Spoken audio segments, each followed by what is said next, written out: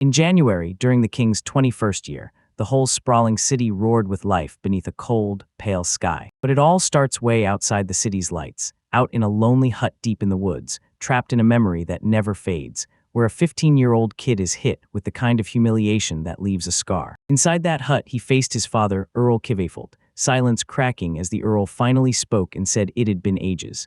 Noin opened his mouth to call him father, then snapped back fast, bowing and correcting himself. Your Excellency, Lord Kvefeld. The Earl's face curled in pure disgust, spitting out that he'd kept Noin alive for 15 years only because everyone knew the boy was his.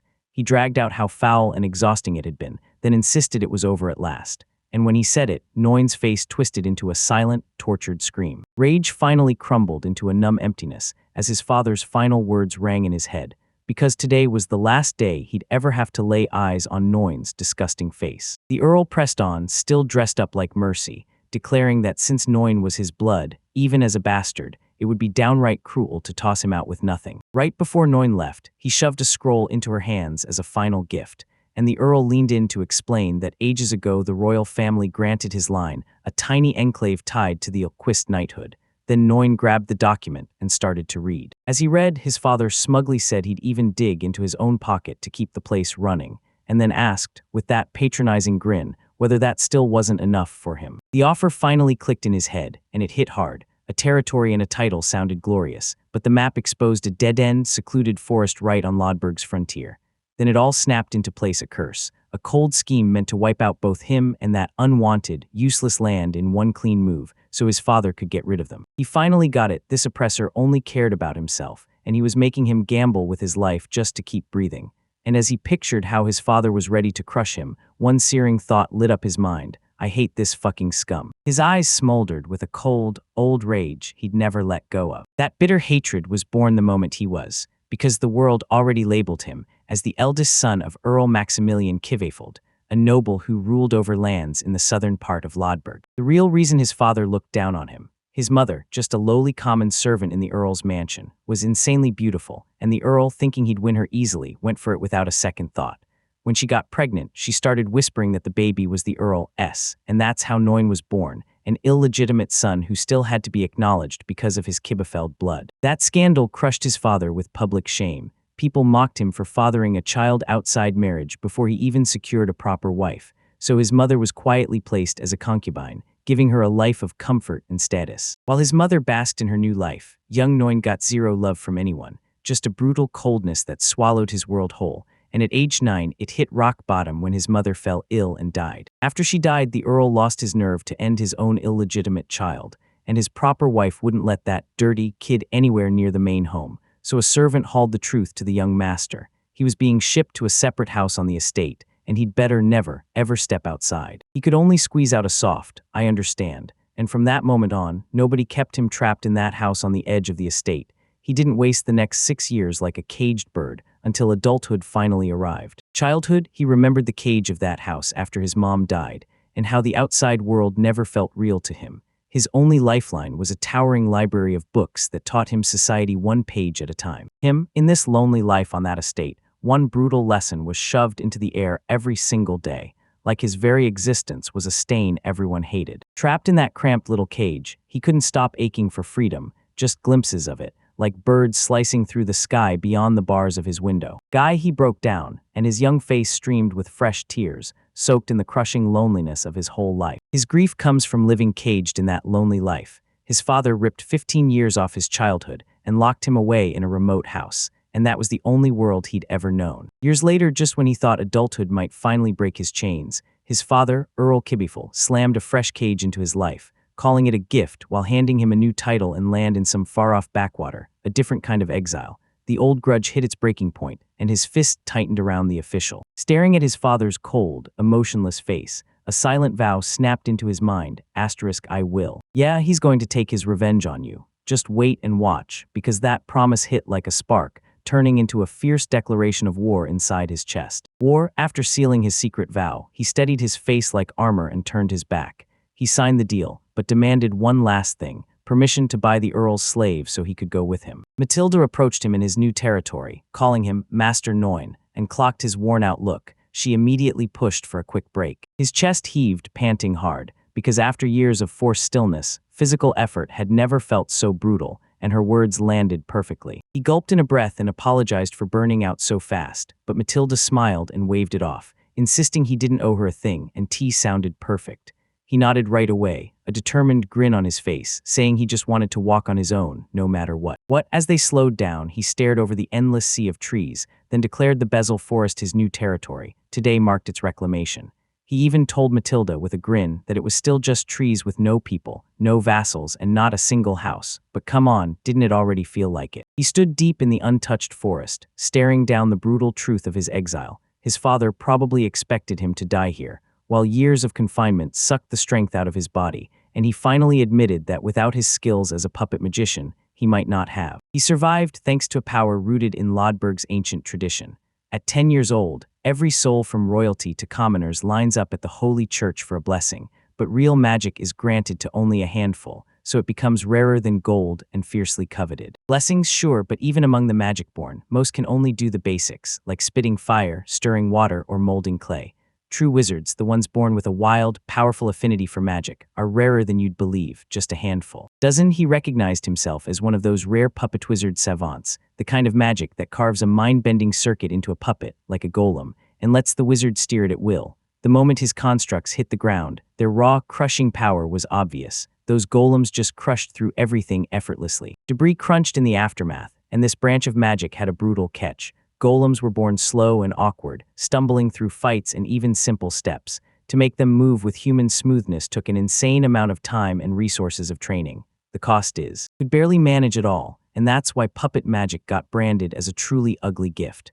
Sure, it beat having zero magic, but everyone treated it like trash compared to real talents, and the judgment was so widespread it felt like a standard rule. Fact, but Noin's chest swelled with pride. He drilled his magic almost every single day for 5 grueling years, and now his hard work finally started paying off in real, undeniable results.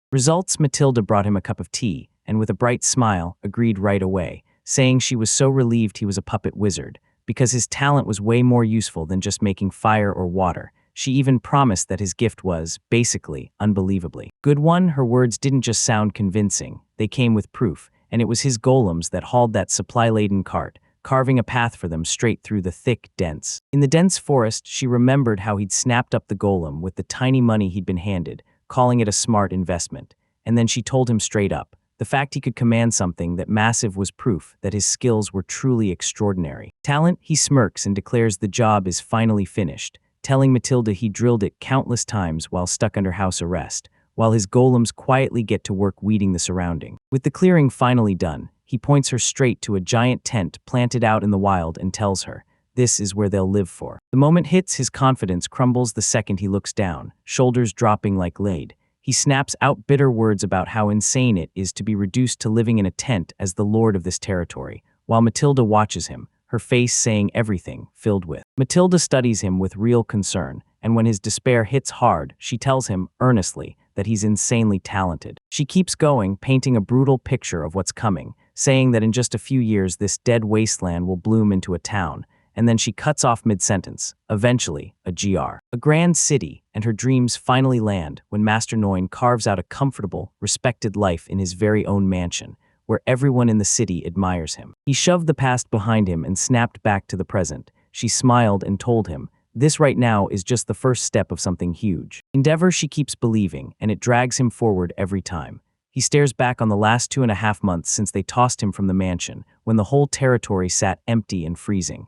And as he reels, he can't help thinking of Matilda, agreeing that this is where their new story. His face tightens the second it begins. Rage sharpens into a vengeful grin that twists his lips, and he vows the world will be watching as he finally claws back his revenge. On the east side of the Ilquist territory, inside Connaight's Viz County, sits the capital city of Lethich, where cobblestone streets are packed tight with timber-framed buildings, and the whole place buzzes with non-stop daily life. Among the city's many buildings, one place looms bigger than the rest, towering, spotless, and clearly a favorite spot, like a bustling inn or tavern with multiple stories. Inside the tavern, the air crackles with chatter, when one patron leans in and asks if anyone's heard that a noble is developing the west side of the Bezel Forest. The next guy scoffs hard, because how could anyone build on a place that's nothing but trees? The talk drifts across the room, and everyone leans in to hear it, while the gossip keeps buzzing, tearing apart the idea of a feudal lord running the show in a land with nobody left to govern. The table nearby, a man with long, light hair whips his head around to his crew and asks, "Did you hear that?" A sinister grin crawls across his face as he points out, "A noble with no one in his corner is the perfect target." Then he leans in and says, "If he dies, nobody lifts a finger." And just like that, he declares the noble is exactly who they should take revenge on. Away from the city's gossip, Noin, noble and unshaken, stands in a freshly cleared field, eyes locked on a stack of documents as he studies them in silence, while behind him the hulking golems keep smashing through the forest for all they're worth. The fruits of their work are right in front of us. An enormous stretch of land has been cleared, and all that's left are the jagged stumps from the trees they cut down, setting the stage for what comes next. He drops onto a log and starts drumming a stick against it. Then a whole month has gone by since development kicked off, measured by this world's strange 6-day weeks and 5-week months. He swivels toward Matilda and asks what he should do next, then immediately cuts himself off, blurting an apology for rambling, because deep down he has no clue how any of this works. For years, he's been wrestling with doubt, but he still takes a hard look at how far we've come, because the forest clearing is finally moving smoothly, and the golems are expanding our farmland fast, so the seeds we planted are already sprouting. He drags a hand to his chin, and the moment his eyes sharpen, he gets it. No matter how much work he's done, this place still isn't a real territory. A true territory needs citizens. He strode through the woods, stomach tight with his grim money problems. His father had handed him 300,000 ruberos, but after buying Matilda, only 250,000 was left, and now he couldn't even recruit for his new territory because he had no way to spread the word and not a single coin to pay wages. He kept tallying everything in his head: money burned on farming tools, magic tools to reclaim the land, and even a top-grade tent, because the grind ahead would drain him dry. Now he was sitting on a measly 200,000 rebs, barely what a commoner could stretch across 10 comfortable years, and he knew that wasn't even close to enough for a noble mission of reviving abandoned land. Lost in his own thoughts, he barely moved, and his companions just stared at him with worry. Matilda, along with that other rabbit-eared young woman, clocked his pain the moment he choked out a frustrated sigh. Seeing how messed up he was, Matilda snapped into action. She told her companion that Master Noin was worried, then pushed the idea of making tea to help him shake off his stress. Right as they were about to act, a sudden rustle in the bushes sent chills through the whole group. Then the other rabbit-eared girl screamed a warning to Master Noin, and Matilda yanked her in hard, shielding her with a fierce embrace as Noin's eyes snapped wide, shock flashing across his face. Then he froze. He froze for a split second, trying to make sense of the sudden danger, as his companions dug in and shielded themselves behind him. Matilda's training kicked in. "It's an ambush," she screamed, spotting the strike coming from the right side of the forest. Then she hurled herself away and sprinted the other girl to safety. Once his friends were out of the danger zone, his shock snapped into icy rage. He spun around toward the unseen enemy, and a glowing magic circle bloomed instantly around his raised hand. Dark-cloaked ambushers spilled out of the trees, and the younger girl shrieked, demanding who they were and why they were attacking, while Matilda snapped out a sharp battle call, spotting 2 on the right, 1 on the left, and 1 dead ahead, then swore she'd handle the one coming straight for her. With a head-on clash, Noin slammed his power into the air. Then a giant stone golem burst into existence in front of him, its massive arm swinging down and smashing into the charging attacker, freezing him dead in his tracks. The summoned golem slams into the ambushers, moving with terrifying, unnatural speed. One attacker yells in shock that he's never seen a golem move this fast, just as his comrade gets blasted clean off his feet by a brutal powerful. He throws the kick, then watches the golem's power get shrugged off as the enemies weave around every strike with effortless grace, and a cold dread sinks in. This isn't some random bandit swarm, these are fighters, so why are they coming after him? Targeting him, his eyes blow wide with dawning horror as the truth slams him in the face. These enemies are terrifying way beyond anything he can handle. With his skills suddenly failing, panic slams into him. Then his thoughts get ripped away when the mercenary leader pops up right behind his back. Right behind him, his face twists with raw shock. He never even saw that enemy's speed coming, and then the rest of the plan. Stealth, meanwhile, Matilda is trapped in a brutal fight. She grits her teeth, parrying a crushing blow from yet another attacker. Her opponent, this huge, burly brute, stares, shocked that she's faster than he expected, and he can't believe there's another fighter like her in this group. Matilda doesn't even look at him. Her only thought is laser-focused. Beat this man fast, then bolt back to Masternant's side. A razor-sharp voice snaps through the chaos of battle and shouts, "That's in." "That's enough." Matilda jumps so hard she gasps, her focus snapping away from her. Fight, her worst nightmare, hits the second she spots the mercenary leader gripping a terrified Noin hostage, a blade pinning his throat, and screaming for her master's servant like he owns the air. Then he cuts the deal with an ultimatum. If her master's life matters, she stops the fight and comes to meet him. He surveys the wreckage of the skirmish and admits, straight to his captive, that this fight hit harder than he ever expected, while Matilda lies beaten nearby with a look of pure horror, and one of the mercenaries is left sprawled, tied up, and unable to move. Floor, his eyes snap back to the young man he's got pinned, blade still biting into Noin's skin, as he realizes the golems are moving way too fast, and he spits a brutal warning. If Noin even dares to twitch, he's done. Trapped, he doesn't even crunch the odds, because with 5 enemies left, trying to command his golems would put both him and Matilda at a deathly disadvantage, and it would end with his own throat. Slit, grinning like he already won, figures the hostage finally gets how pointless resistance is.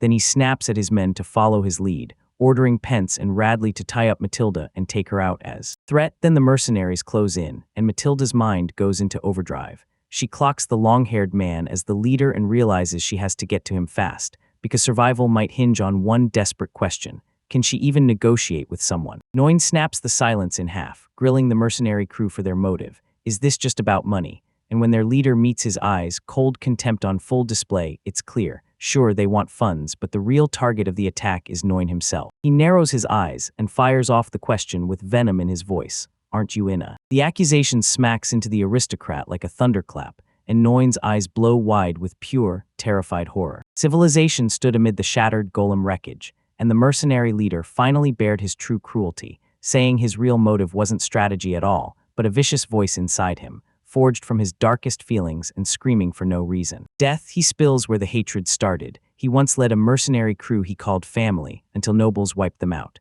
Now he's fallen into bandit life, and one burning goal rules him: slaughter every young aristocrat. Crap right in front of him. He keeps talking, telling everyone that earlier this year his mercenary crew was hired by a noble from a country sitting southeast, and they were ordered to team up with the territorial guards to take on the Paris kingdom because of a surge rising. Conflict on that battlefield. The only proof left was a lone sword hammered into the dirt like a grave marker, and they were all abandoned. He lays it out. The noble had planned from the start to use them as bait, then sacrifice them to slash the territory's own army losses, and most of their people were wiped out there. Only a few survivors, him included, along with his core companions, broke their silence, ditched their post, and fled the war, until the chaos scattered almost everyone, leaving just a tiny handful. Their money kept shrinking as they ran, until survival forced them to turn into thieves, and with a bitter shake in his voice, he snaps that all their suffering is proof of their nobility. So he's made his choice. He's going to wipe out every noble. Towering over his captive, he spits that there's no deal to be had. He doesn't even know who Noin is, and he doesn't care. This is where he draws the line, right here, right now, and we're starting. By killing him, knowing this, he realizes the man's resolve is unbreakable, even with his own thirst for revenge and a desperate will to live, because this mercenary won't hear a single word. He says it, and then, out of nowhere, he explodes into a shout, demanding the man stop. He admits the mercenary might not get his reasoning behind his own revenge, but he won't back down, because the real point is his question. With a sharp, focused glare, he presses for answers. So tell me, was that southeastern aristocrat who hired them and used them as pawns, by any chance, Earl Maximil? The mercenary leader stops dead, eyes bulging with raw shock the second someone blurts out that specific name. His shock snaps into sputtering disbelief. Why you? He yells, demanding to know how you could possibly have. Then it hits him, and the shock snaps into something wild. He throws his head back and bursts into thunderous laughter, clutching his stomach like he's just heard the funniest thing on earth. And then, he blurted out that he just stands there, and his outburst sends Yuri into a fury as she snaps, demanding to know what's so funny. With a chilling, wide grin, the young noble blurts that he's laughing because he's honestly so happy to have. Finally, he meets them at last, manic with glee, laughing that their meeting is an awesome coincidence. He then raves that he genuinely appreciates them for badmouthing the guy, and he goes on to say, his scumfather, to lay out what he knew. His mind snapped back to the time he was trapped, under house arrest. He leaned completely on his loyal servant Matilda to hunt down every last detail about what was going on in. Through her reports, he finally learned where his father's troops had sparked conflict. Then he decided to hire a massive wave of mercenaries, because they cost less than sending his own men. He reaches the present again and declares that even those men were fooled and then ditched by his father. Then he flings his arms wide and rips Maximilian Kibefelt apart as a vicious, miserly tyrant who only plays for himself, a filthy lowlife who only. There's zero respect in his words, pure venom drips from every syllable, and the way he knows every detail of their past leaves Yuri completely frozen, her face locked in shock and pure disbelief hits the air. Then he steps up and introduces himself like it's official business, the son of Maximilian Kibefeld. He admits he never thought he'd run into them here, but he's got unfinished business too when he's ready to settle with his father. Still cool and collected, he asks them calmly if they'd be kind enough to into his story, and once Yuri finally listens, the whole vibe shifts. Yuri, now calm, admits he gets the kid's situation and tosses out that sharp little remark that, yeah, what a small world it is. Then he throws out a proposition like, hey, what would you say to ditching your current plan to kill every noble you find and switching to a whole different kind of? He clenched the idea of revenge together, then stopped and demanded the details. So instead of murdering Noin, they were meant to hunt down Earl Kibefelt. The mercenary boss looked completely baffled and snapped, wait, so the roles. Noin's face twisted into this blunt, almost manic fury. He swore that to finish his revenge for real, his father had to stay alive. Alive and kicking, yet his words only made the mercenaries more confused. Yuri shoved the truth out of him, eyes sharpening as he demanded to hear how this contradictory plan was supposed to work. Finally, Noin faced the mercenary leader head-on and ripped off the mask. With zero hesitation, he laid out his wild, audacious request. He wanted the entire mercenary group to be. Noin asked the two of us to become his citizens, and the room froze in stunned disbelief. Yuri and I looked at him like, is this a joke? But his smile didn't flicker at all, because he insisted it was his real, heartfelt wish, forged from a life that had been starved of freedom for far too long. He claimed freedom from his father, then spilled the whole plan, every last dream laid bare. He would claw back everything that was stolen, take everything his father couldn't, and build this land his way, pledging to grow into a lord chair, cherished by his people. And then slowly, his revenge finally started to show its true face, and with grim satisfaction he said that once he pulled it off, word of his victory would spread no matter what. Reach his father, he couldn't stop himself from savoring it, his face twisting with pure delight as he pictured the Earl's reaction, only to realize that the illegitimate child he'd tried to have killed wasn't just alive, he was thriving as a successful. And then, happy lord, everything snapped into place like a nightmare. His eyes flared with feverish light as the fantasy surged, and he couldn't stop imagining his father trapped in non-stop fear, terrified the world would dig up the old scandal, his affair with a maid.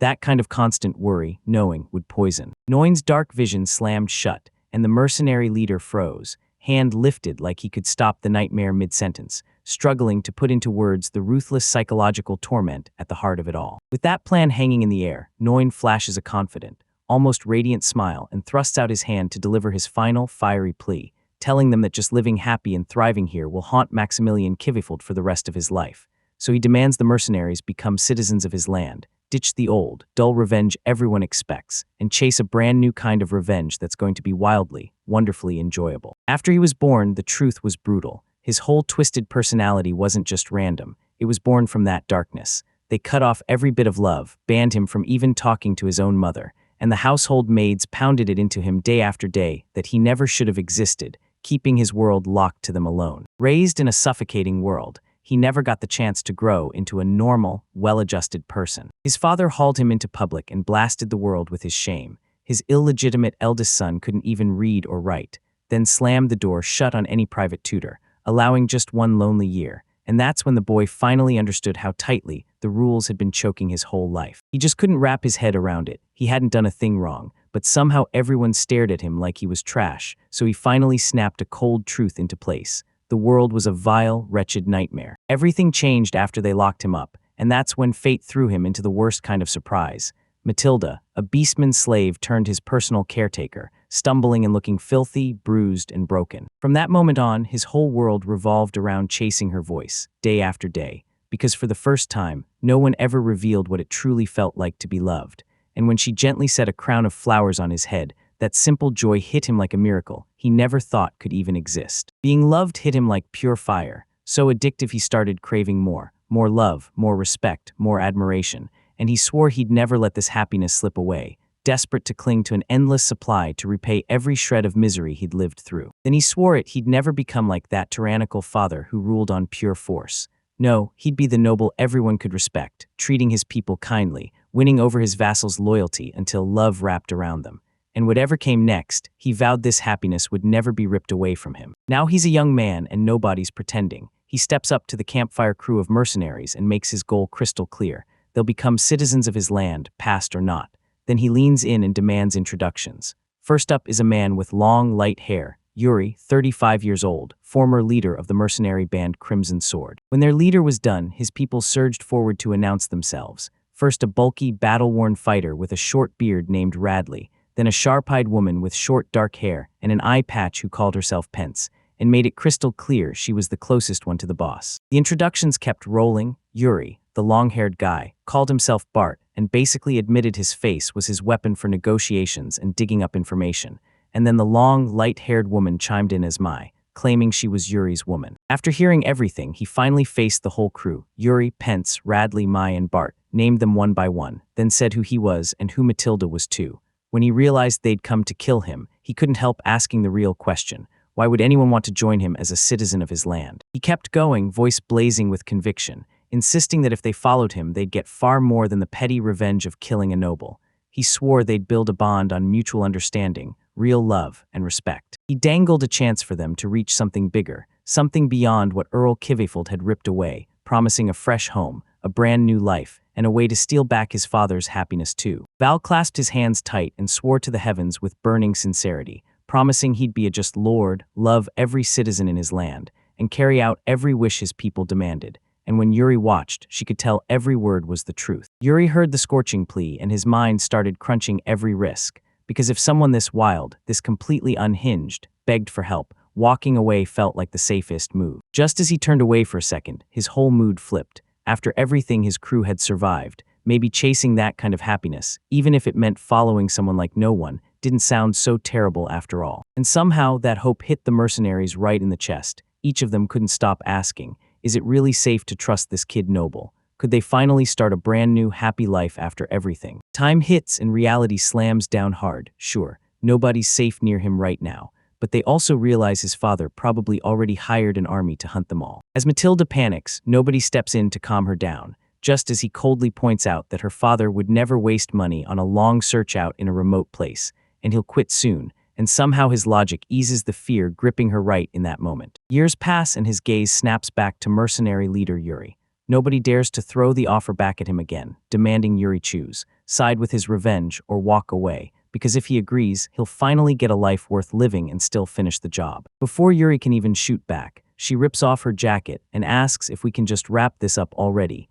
ignoring my interjects as I call him boss. Now she goes on, saying she doesn't care which noble they strike for her revenge. She just can't stand seeing their comrades get cut down one after another, and Yuri decides it from there. If he wants silence, they'll keep their mouths shut. Nothing more, just silence inside Mike's head as he keeps thinking it through. She realizes nobody's already been abandoned, so their moves won't shake him, and killing him won't help at all. It'll only backfire on them, dragging them straight into disaster. Doom, with her voice cutting through the chaos, she blasts everyone again, Yuri and Radley included, and tells them the truth. They've all bled too much to stay alone, so they were shoved into this band together. She lays it out, our goals match, but nobody admits they're secretly sick of the life they're living, while they watch their friends sink into despair. And then she shoves the choice right onto her leader's shoulders, telling Yuri that his decision will finally make it fun. Yuri steps forward to lead the whole Crimson Sword crew, Mai, Pence, Radley included, right there, kneeling before no one, and vows they'll be his sword and his shield from this moment on, swear after swear.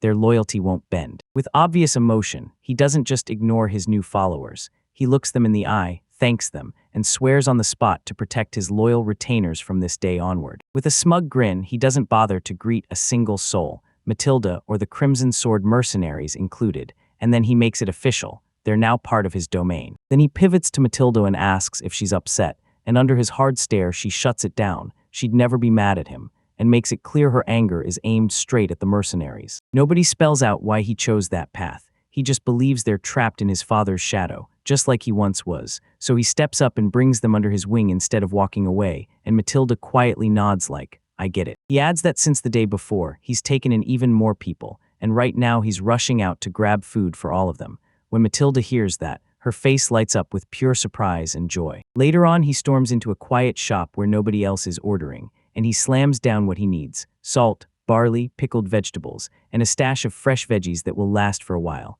Then the proprietress smiles and ushers him to a seat while she bustles off to prepare his order. While he waits, the shopkeeper whips around the store, shouting for Marco to fill the shelves and ordering Anna to serve Lord, plus making sure the tea gets sorted. The place is the Crupple Trading Company, a regular grocery shop by Ritvik's Westgate where commoners shop day to day.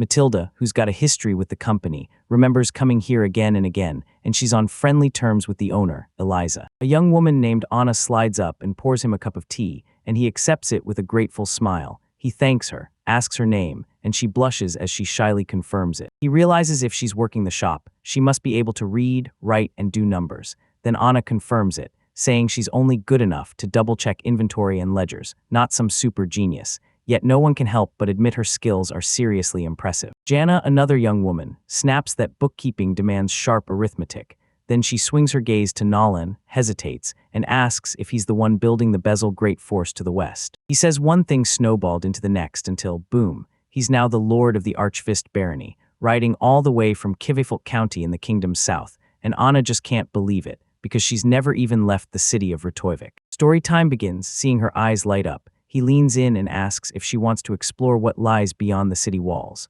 Anna's cheeks flame red as she nods, and she admits her late father used to be a traveling merchant. Right as she starts to say she wants to see more one day, a man with long, light hair bursts into the doorway and shouts, "Lord Noah." The man says he's already loaded the cart with everything that was requested, every bit of it. People stare, stunned at how fast he moves, but nobody dares to look at the shopkeeper, Eliza, and introduce this newcomer as one of the men who became his victim just yesterday. With a grin that disarms you, he introduces himself as Bart, then leans in and tells Eliza the truth. He's a refugee, drifting with nowhere to land until fate flips on a dime.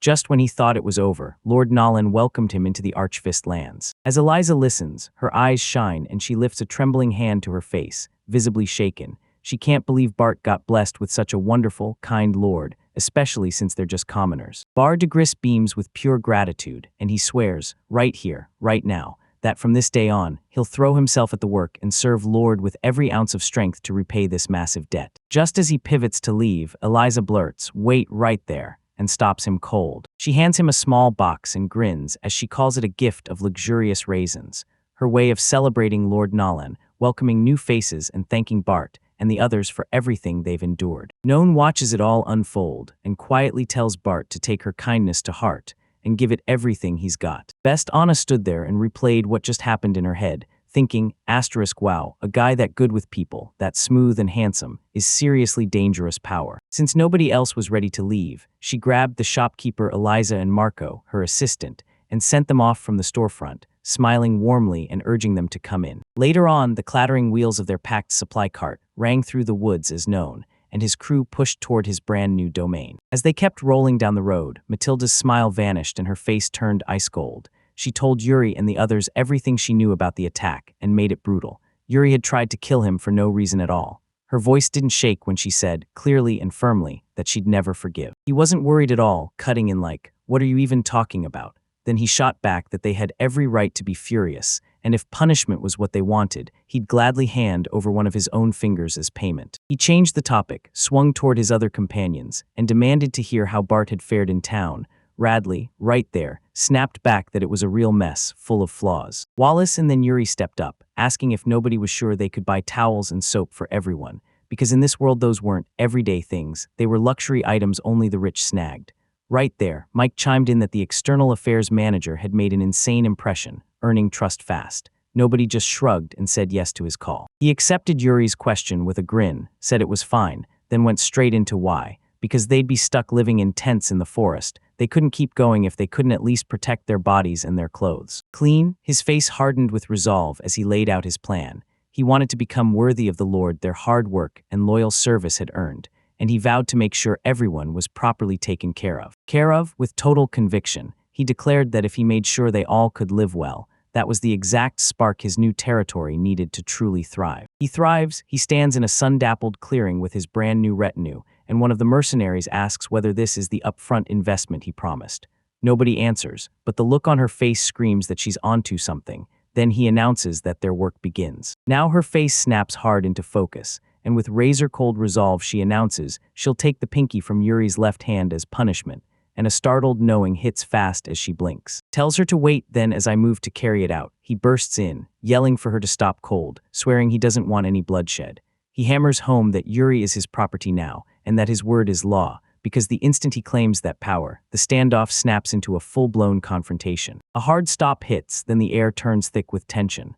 Yuri stays on his knees, hand clamped on his sword, because not a single person dares to stand up to the. He then throws out a new plan and points out, loud and clear, that Yuri already called Matilda a breeding rabbit, and nobody's stepping up to say the punishment will be Yuri letting Matilda kick him instead. He just says the truth plainly. Matilda matters to him more than. Matilda glances at nobody, then locks eyes with Yuri and nods, agreeing to the deal, and right after that, a sharp, gut-punching sound hits instantly. Consent, Yuri is flung to the floor from the kick's impact, and once the score is settled, nobody even bothers to say it's over. He strides in, rallies the crew, and declares that from this moment, they'll team up to forge his brand new. Then his focus snaps back to the real world. He tells them that since night's already falling, they'll hit Retvik tomorrow to snag tents and supplies, but for tonight, they'll have to tough it out and sleep outside. Outdoors, Yuri starts to float the idea that they could rough it, and nobody shuts it down like it's insane yet. He draws a line fast and says he won't abandon his precious people to sleep outside. Then he drops a quote from a manual on domain management, the one he once read. To raise productivity, a lord must first secure decent food, clothing, and sh. He lays it out: if people are starved, ragged, and left to fend for themselves, they can't produce anything, so he insists on starting with a decent life first, because when you give them what they need, their work levels up and the lord benefits. And he seals it with the idea that this is a front row investment in every single one of them. He's betting everything on them going. He rolls into Retovik, the Kenneth's Viscount sea capital, with a hulking stone golem yanking a cart behind him, and when he stops in the middle of the noisy street, he pauses, stares, and mutters to himself, should they split up there. Tasks, Mai steps up right away, volunteering to take the shopping on her own, swearing her negotiation skills are seriously top-notch, only to get shut down by everyone's laughter as they start delegating. He orders Pence and Radley to keep eyes on the card, while he, Matilda, and Bart head for the Kerbel Trading Company. But since Yuri's face screams bandit everywhere, he gets stuck staying back with Mai to watch the place. And in the end, no one hands Bart tents or everyday necessities, until they do, and he accepts it with a loud, ready-for-anything nod. With the plan locked in, he and Matilda stride right up to the Kerbel Trading Company entrance, push inside, and a woman at the counter snaps her eyes up, grinning like she's been waiting. She greets him by name, and he fires back the same warmth, wishing Eliza a good afternoon. On the road back from Lethvik, nobody stays close to him. His brand new retinue rides with the Crimson Sword Mercenaries, and two hulking, load-bearing golems lumber right alongside. He slams on the brakes out of nowhere, and I blurt out, "What's wrong?" None of us can spot the threat, until a pack of snarling, wolf-like creatures bursts from the brush, teeth bared. Mai sizes them up without a hint of panic, says one hit from a golem would end it fast, and then offers to wipe them out herself. With that small threat dealt with, nobody feels confident about his fresh crop of subordinates, so he snaps, "Things are different now." He's got capable people under his command, and he swears everything is about to change. He keeps laying out his wild vision for what's coming next, begging them to imagine the possibilities. Right here, this place will start as a village, grow into a town, and maybe someday explode into a full-blown city. Inspired by his words, the whole crew locks in and vows to move forward together. And then a week later, the real grind starts as they begin building this new future for real. After that brutal week of work, these mercenaries are wiped clean. My Yuri, Radley, and Pence slump over logs and tools, their strength fully burned out. Radley groans through pure agony, clutching his back like it's on fire, and Nolan just watches and says this brutal kind of pain hits way harder than any battle. Everyone else feels the same way. Pence even admits that every single job is brand new to her, and she's nowhere near comfortable with it yet. Radley chimes in that nobody in Yuri has it easy either, because guys like them have never even laid a hand on farm tools. And now, just now, he's starting to remember how to use them. As they wallow in their misery, Yuri and Matilda come marching over. Yuri spots the exhaustion right away and tells them they've all smashed it, then even apologizes for forcing such talented people onto farm labor. Radley snaps back though, "What else am I supposed to do? You're all I've got." Meanwhile, while the big stuff gets handled elsewhere, in the forest, the two golems rip massive trees out of the ground and level them one by one, tearing up the whole area for the new settlement like a demolition crew on steroids. They bustled nonstop under Noan's sharp gaze, their massive strength carving out the ground for fresh new agricultural fields. As the golems carved out new land, Matilda bustled through the area, carefully tending every plot that was already waiting. At the same time, she took on a massive job, cooking meals that fueled everyone's strength and kept them going. Their push didn't slip by unnoticed. While I worked the soil, Pence strode up and demanded to know what she planned to plant. Then I told her how their lord and his attendants were working right alongside them, so she had every reason to stop complaining, and I watched Pence light up because she'd asked in the first place. No one in that room was as pumped as she was, because when the answer finally burst out with a dramatic flourish, it only earned a big, hearty laugh from Rap. With a huge grin, he proudly thrust the big barrel forward and declared, "Get ready, potatoes are going in." The mercenaries tore into the strange tubers, stunned that they'd never laid eyes on a plant like this. No one bothered to tell them it was a crop from a southern continent, and that here in the kingdom, it was grown only as decoration. He lifted one up and grinned. Turns out he'd learned all about it from a dusty old book he dug up at the count's estate. The book painted them as a miracle crop, easy to grow, fast to spread, and loaded with nutrients. And he remembered how down south, people even called them the harvest that saves a nation. He grinned at his luck. He'd managed to snag an entire barrel of seed potatoes from a merchant down by the pool. At the port, he falls in beside one of the mercenaries, a bald guy who can't hide his shock, because after all those years as a soldier of fortune, he never imagined trading in battlefields for farm dirt again. The man just smiles, because this fresh food source means one less worry for them right now, and it'll push their growth forward fast. He flashes a grin and tells the man, "Since we're working our own plots, we're not laborers, we're independent farmers." The moment he says it, the whole squad of mercenaries goes dead silent, staring at him like they all just got stunned, utter confusion on every face. And with a potato in his hand, not a single one of them dares to ask what's wrong. "No, listen," the bald mercenary barked so loud it startled everything around him, ignored everyone's words, and figured they were just tenant farmers working Lord No One's land, and nobody ever stops him to spell out the truth about the land plots. He reminds them of his first orders, sweeping his hand over the fields and singling out the exact plots assigned to Mai, Yuri, and Pence, and the mercenaries freeze in disbelief, realizing they'd totally misread him as just splitting the job. No one even remembers the earlier talk where those mercenaries demanded they take the land for themselves, then told him to sit tight and watch, swearing they'd clear it fast, and warning their leader would be furious if he caught them making their lord do work they were meant to be protected from. He thought about the bigger picture and realized his plans didn't stop at freeing them as independent farmers. He wanted a life of power as their lord, and that meant turning the whole domain into a thriving, wealthy place. To pull it off, he'd need a ton of capable people, not as workers, but as his loyal. His eyes lock onto a tight crew of mercenaries lined up in front of him. These are the very people he's desperate to recruit for his. The idea of becoming retainers slams into them like a wave, hard and sudden. The bald man, the woman with the ribbon in her hair, and me just stare back at each other, brains scrambling as we try to make sense of the crazy offer. Then silence snaps. Nobody dares address their leader directly until he declares Yuri as his chief retainer, pointing to Yuri's time leading a mercenary band as proof he can handle the job. He tells everyone he needs Yuri's counsel and guidance because he refuses to mess this up. He snaps into the job without a second thought, whips around to the others, and lays down the new chain of command on the spot. Yuri names Pence deputy chief retainer, because her years as the mercenary band's second-in-command are exactly what this domain needs, and as the population swells, he's got no time to be tied up with daily affairs, so she's the one who has to run everything day to day. He lays it all out. Radley becomes the stalwart warrior guarding the territory. Bart steps in as the retainer handling everything beyond the domain, and then Yuri turns to Mai, calling her his longest-serving female retainer, and ordering her to go all out with her special ability. As these new roles get locked in, nobody dares to smile. Matilda hangs at his side, while he addresses the whole group and says that watching them this past week has proved their brains, their discipline, and their loyalty. Then he fires off a warning. They better be ready for even heavier responsibilities ahead, because he's putting his faith in them to carry his revenge quest all the way through to. His declaration, half rock-solid faith, half a vow that war is coming, leaves the whole squad of battle-hardened mercenaries frozen in shock, trying to figure out what just happened. Silence hangs in the air, then it hits them.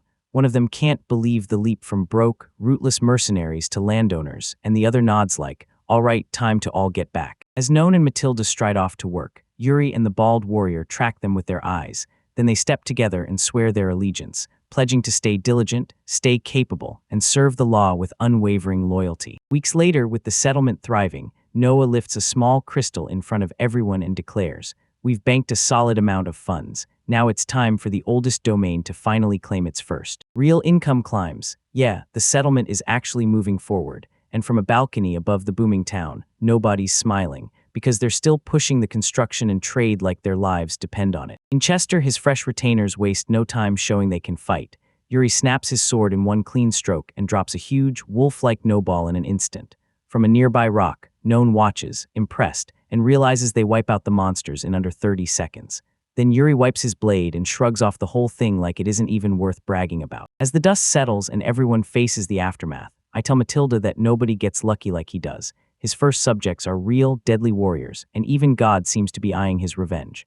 Right beside us, Radley grumbles that Bart held them back, but I quietly think the truth is simpler. Radley's just insanely strong. So they move in to strip the corpses for magic stones and fangs, and they leave everything else for the main force. As their carriage rattles through the mountain pass, nobody even bothers to announce their return. Then his face snaps into shock as he glances at the man next to him. Yuri, the mercenary leader, is now completely bald. No one dares to ask if he shaved his head, and the new retainer, a woman with a huge ribbon in her hair, just watches with a smile that screams, "I knew this would happen." Smirking, he nods and lays out his plan. Wanted posters are flying around, so he's got to swap his look fast, because that old red hair made him stick out like a beacon.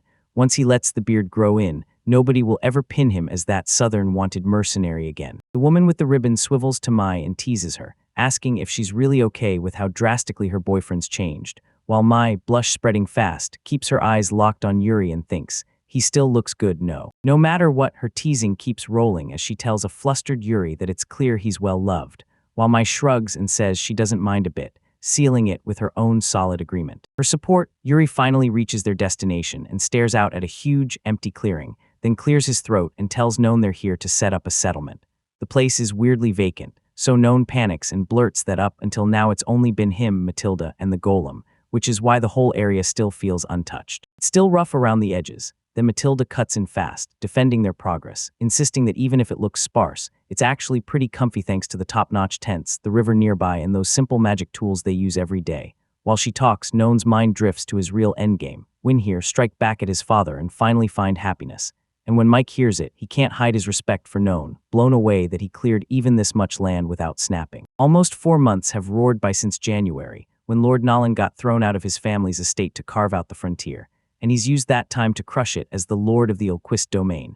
With sheer skill, he bulldozed a dense forest into usable land, and with pure compassion, he flipped a gang of mercenary thief into loyal retainers, watching their progress day after day. Even with all those wins piling up, trouble is still brewing. One of the mercenaries, her face twisted with rage and hurt, steps up beside the silent Matilda and squares off with their lord to his face, asking him straight, does he really hate them that much? Mai slams into Matilda, her face burning with frustration and worry, and demands, straight out, whether Matilda really hates them, since she never even meets her eyes.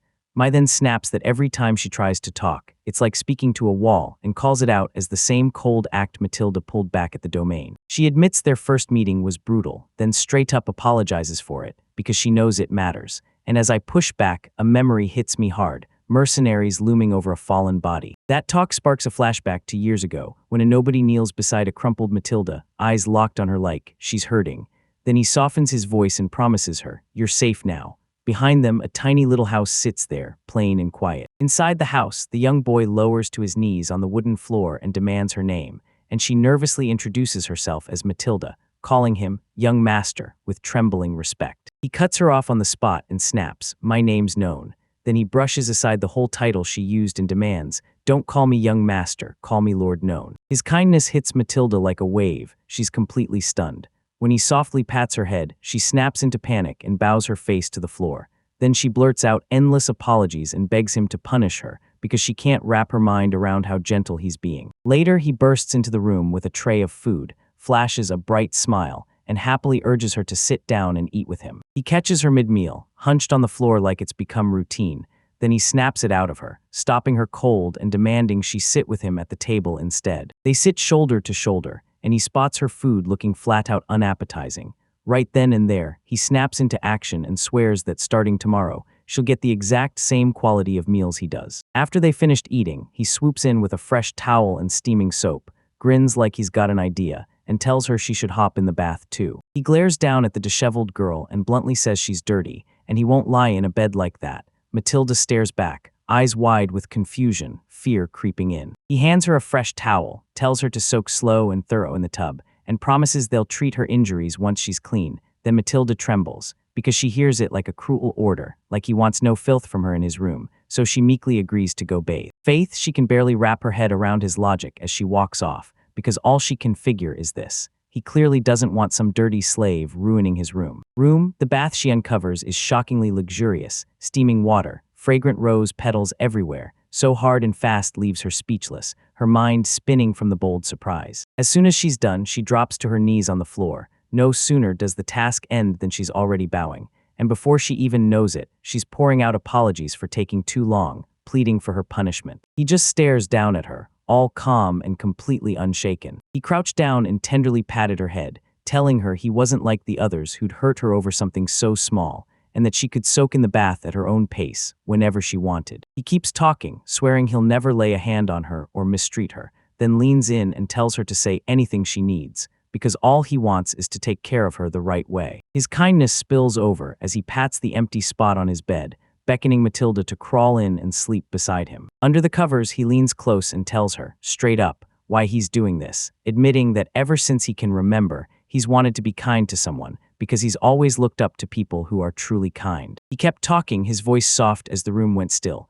laying out what he wanted for her: good food on her plate, clean clothes on her back, and the plain dignity of a bath every day. And beside him, Matilda mumbled under her breath, already slipping into a peaceful. His voice, soft, warm, and full of kindness, found her even as sleep tried to drag her under, and the moment it reached her, tears of pure relief and gratitude poured down her bruised face. That was the moment it all clicked. Then, after that day, Lord Nolan turned into pure kindness. He rebuilt her dignity, opened her eyes to the world, and best of all, he was the one who showed her what love really looks like. Right now, that fierce devotion supercharged her words, because the mercenary woman in front of her wasn't buying it at all. She pressed Matilda hard and straight up demanded, "So what are you supposed to do? Your apologies and actions still can't wipe out the disgust, so how would you ever earn our trust?" August, she answered with zero drama, saying she didn't hate them at all. She just didn't know what to do with anyone except Lord Noah, the only person she'd ever truly taught. Her whole life belonged to him, no matter if they were deep in a forest, lost in the wastelands, or swallowed by a battlefield. As long as she was at his side, it didn't matter.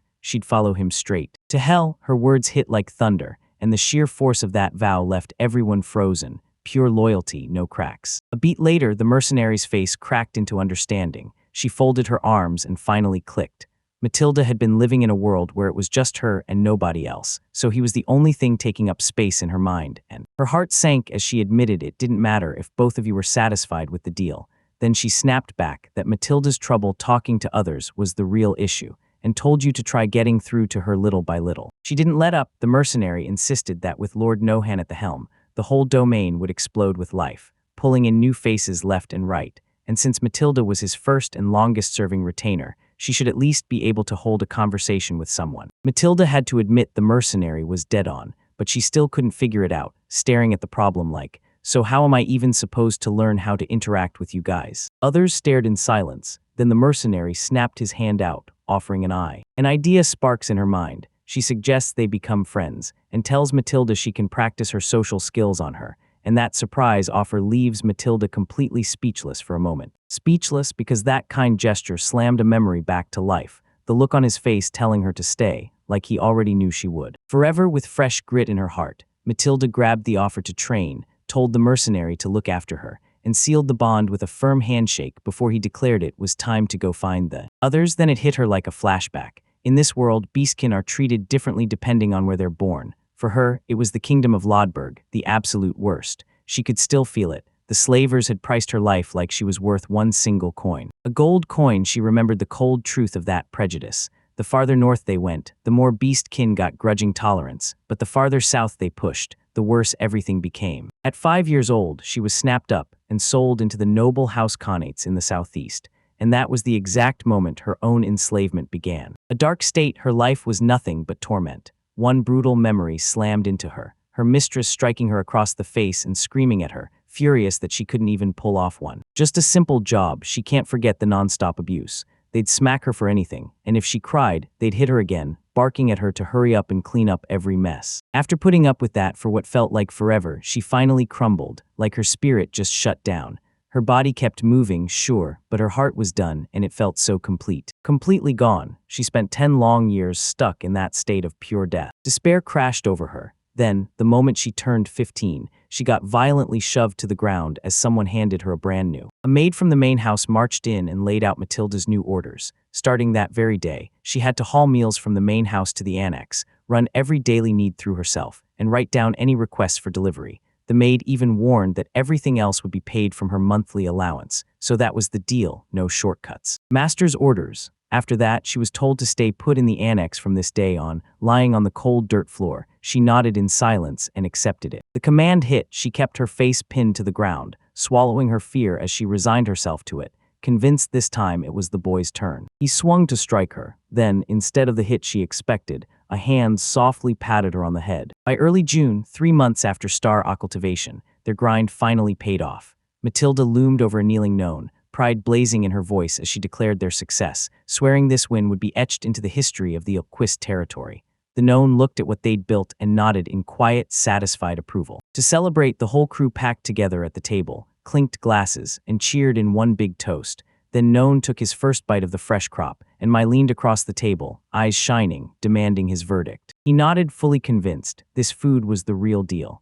It filled him up fast, and suddenly he got why it's a staple in the first place. Then a small, satisfied blush crept onto his face as he savored every bite. At first, the other mercenaries couldn't stop grumbling, clattering their nerves like, "Yeah, maybe we should try that mystery food," while Yuri just stared, unimpressed, and agreed only because their lord had signed off. Taking cues from their leader, hands fly in from every corner of the table, grabbing at the mound of boiled vegetables, everyone ready to taste the territory's brand new hope. Their doubts vanished in a heartbeat as Radley chewed with wild enthusiasm, already eyeing a second, or even a third, helping, while Yuri raved about its interesting texture, and I just grinned right along, because yeah, it was absolutely delicious. As the meal dragged on, Matilda started daydreaming. If they cooked that crop another way, it could be incredible, not just boiled to death. The mercenary woman with the ribbon in her hair nodded hard, already picturing a whole menu of wild new variations. That thought lit up his brain like a match. He could already see it sliced paper-thin, sizzling in a pan, and turning into the perfect little snack for a drink. When Matilda and the other rabbit-eared girl caught his faraway look, they leaned in and demanded, "What's on your mind?" He gave a gentle smile, scanning the mercenaries around his table, and admitted to himself he was only lost in thoughts of the manor, because back then, he'd never once imagined he'd end up sitting with a room full of people like this, feeling like the luckiest man alive. His feelings got slammed by a brutal retort. Mai's eyes narrowed, her face turned ice cold, and she snapped that his happiness was nowhere near big enough for someone with ambitions this massive. She shuts everyone down, insisting this happiness isn't enough, nowhere near what her revenge needs, while Pence snaps with shock and Mike jumps in to confirm it. Their numbers are about to keep exploding higher and higher. Mai shuts down their little group feelings fast, barking that they still have fields to prep and a mountain of crops to harvest, so they need extra hands. While the full moon hangs above, None sinks into quiet thought, admitting to himself that growing their numbers really can't wait. The spotlight snaps to a whole new corner of the kingdom, Lord's Manor in Lethvik, the Knitz Viscount's capital. Inside the county, an aide slinks to Lord Arnold Knitz and tells him refugees are begging to enter the city. When Knitz asks for the number, the aide says 31, all of them villagers who got wiped out in the conflict. Knitz grimaces hard. The lord stares at his brutal dilemma. Vic sits on the far northwest edge of the kingdom, right where refugees always end up as a last resort. He's torn between the danger of an uncontrolled influx that could wreck public safety and the risk that sending them away could spark violence, and honestly, this whole mess is a massive headache. He slumps at his desk, a brutal sigh ripping out of him, papers sprawled everywhere as his mind scrambles for what to do next. His face tightens the moment the thought strikes, locking in like a decision. Then one sharp thought sparks in his head. Can he use that purpose for what he needs? In that place deep in no one's territory, the whole mood flips instantly. Then Pence lifts a huge, just-dug potato, and her eyes light up with raw, unstoppable joy. She hands it to the group as Matilda's grin explodes with joy, and before anyone can blink, he snatches the vegetable up in his hands, choked with emotion, thinking, this has to be the very first potato ever grown on his leg. Meanwhile, in nearby Knitz Viscounty, Lord Arnold Knitz gathers his council and replays the reports he's been getting for 3 straight months. Then his eyes narrow at a minor noble who snagged land just west of his own, right in that bezel-grade forest. He knows clearing it means one thing, settlers. So Knitz cooks up a plan to put that newcomer in his debt by dumping the Viscounty's unwanted refugees on him. Knitz whips around to his aid, a smirk snapping onto his face as he calls out his target, Knight known Olquist, and since they work to become neighbors, he's determined to squeeze every bit of use out of Known for himself. Back on Nobody's turf, the crew crowds around their very first potato harvest, and one of them blurts out how weird the whole thing feels, like these potatoes are a little too creepy. Creepy, so I puff out my cheeks, furious as if I could defend them. She snaps at the invisible critic, insisting the potatoes are adorable and perfectly round. The bald mercenary freezes in shock, blurting that it can't be real, 1 seed in and 10 back out. Mike shuts him down, saying that on the southern continent they call it the crop that saves nations. She's heard this tale a whole 5 times and still can't believe it. Matilda listens as she says some foreign customs go so far people use them just as decoration, and elsewhere nobody even bothers to pick up a potato and imagine what it could do. He checks the numbers, compares its dozens of yields to wheat's 15 times a seed in a good year and a measly 3 times in a bad one, and it all clicks in his head. From just 1 barrel they could pull 30 to 40 harvests. The crop finally proves it can live up to its. Realizing what it means, the bald mercenary leans in and grills Yuri about whether he knows just how priceless those potatoes are. Mai eagerly blurts that they could sell some outside the territory, but Yuri snaps her down on the spot. He insists, hard and final, that they're not selling any, not ever. Not yet. His eyes slice narrower, and his face tightens as the real power of their heart finally clicks into place. With the fluttering banners of their brand new settlement snapping in the wind, one thought slams into his mind. Power, his mind barrels forward, because a simple, staple crop that's easy to grow can feed a staggering army with only a handful of farmers, and he knows that for territories with similar populations, this one resource could completely blow up the scale of their forces. He stood there locked in and listening while his hands, still stained from harvest, heard them brag about their massive edge. Their land is the only place growing potatoes for food right now, and I grinned in agreement as assessment. He raised 1 potato like it was evidence, eyes narrowing as the plan snapped into focus. First, crank up production in their own territory, because any sharp noble would crave potatoes not just to grow, but to feed armies and stock war. So when the time came to export, they'd have to pick buyers and set prices with ruthless precision,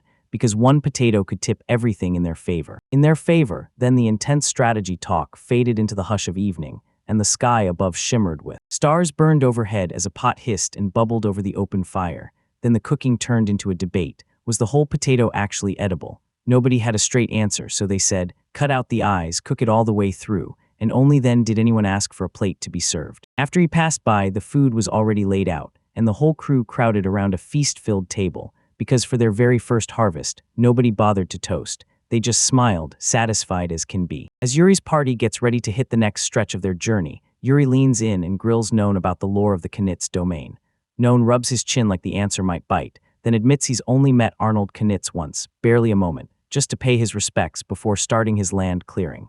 He finally shrugs and confesses the truth. The only solid thing he knows is that Knitz is a high-ranking noble. Meanwhile, Lord Conan can't stop grinning as he reviews his sly little scheme, handing Lord Ulquist refugees to chew through, grabbing fresh manpower for himself without paying a single coin, and sidestepping the mess that comes with taking them into his own domain, all while savoring the thought of helping some lowly noble who's about as significant as dust. Later on, nobody dares to ride in a carriage anymore, yet he still stares off into space, looking pensive as he heads toward the Knet's estate. Right when he arrives, Lord Konitz rushes over, apologizes for the sudden summons, and admits he's thrilled to see him doing well, while not a single person bothers to thank the Lord for the invite. After they finally take their seats in that stiff formal meeting room, Lord Konitz leans in and asks if the work to develop no one's territory is running smooth.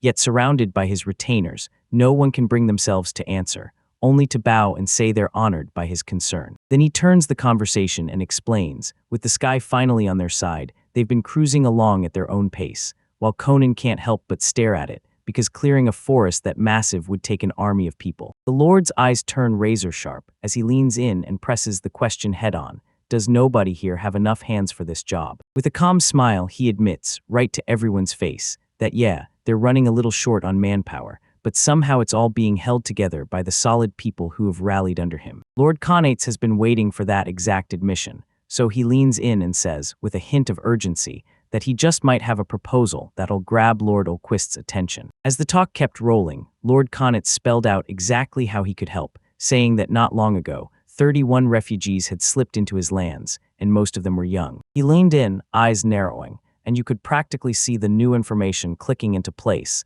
and the implications hitting hard. The young lord instantly caught on. Knitz was pushing him to take those refugees into his own lands. The older lord nodded, thanking him for how fast he saw the whole picture. Slumped against his desk, Lord Conan snapped that these refugees weren't just extras. They were the exact kind of manpower nobody was bothering to look for, and then he hit harder. I was only 15 when I got exiled. Like that youth itself was a blade cutting straight through the room. Konitz brushed him off in his head as just a brand new adult, someone he thought he could control with one hand. In his eyes, this whole negotiation was nothing more than play acting for kids. Play, yeah, right, somebody finally flashed a confident smile, and somehow it spread like he meant it, even if nobody else looked convinced. He nodded and agreed that on the surface, this deal was too good to ignore, a win for him and Lord Conan alike. That weirdly cheerful yes blindsided the older lord so hard he just froze, mouth shut, speech gone for a beat. Nobody explained where he stood, because admitting it would be hard to swallow all those refugees at once, especially when his current residents might react badly. But Lord Knitz just shrugged and said his domain needed people, and he was happy their goals lined up so perfectly. With a steel-cold stare and total resolve, he declared he'd gladly accept that proposed plan. When Lord Konitz heard the formal acceptance, he leaned back in pure satisfaction, grinning at the outcome.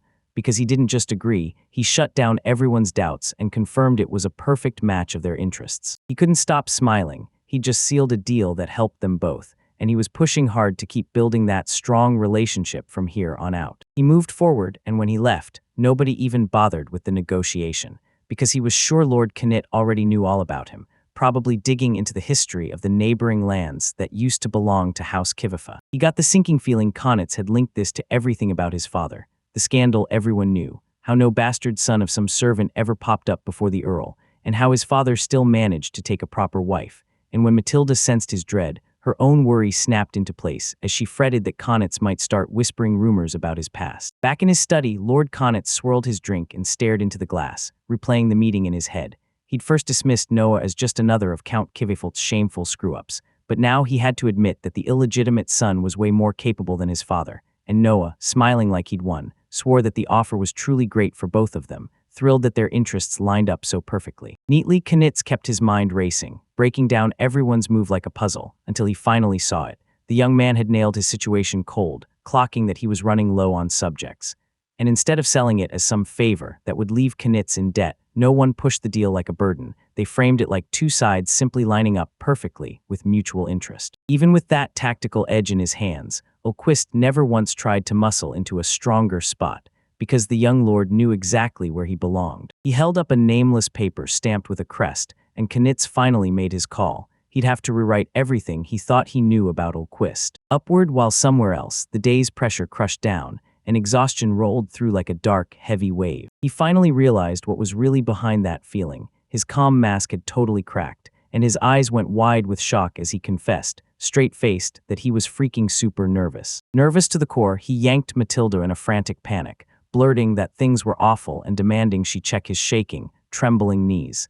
Then Matilda stared and said he looked exactly like a baby. He lets out a huge sigh of relief and drops into his seat, and Matilda, standing right there, says he didn't look nervous for even a second. Yet nobody wants to admit that if that's what it looked like, then he is. Relief hits him hard, he thanks her, then asks for water, because the negotiations finally ended on a win, and landing those 31 people feels like a miracle, especially when they're still. With everything settled, nobody moves to head back to the domain yet.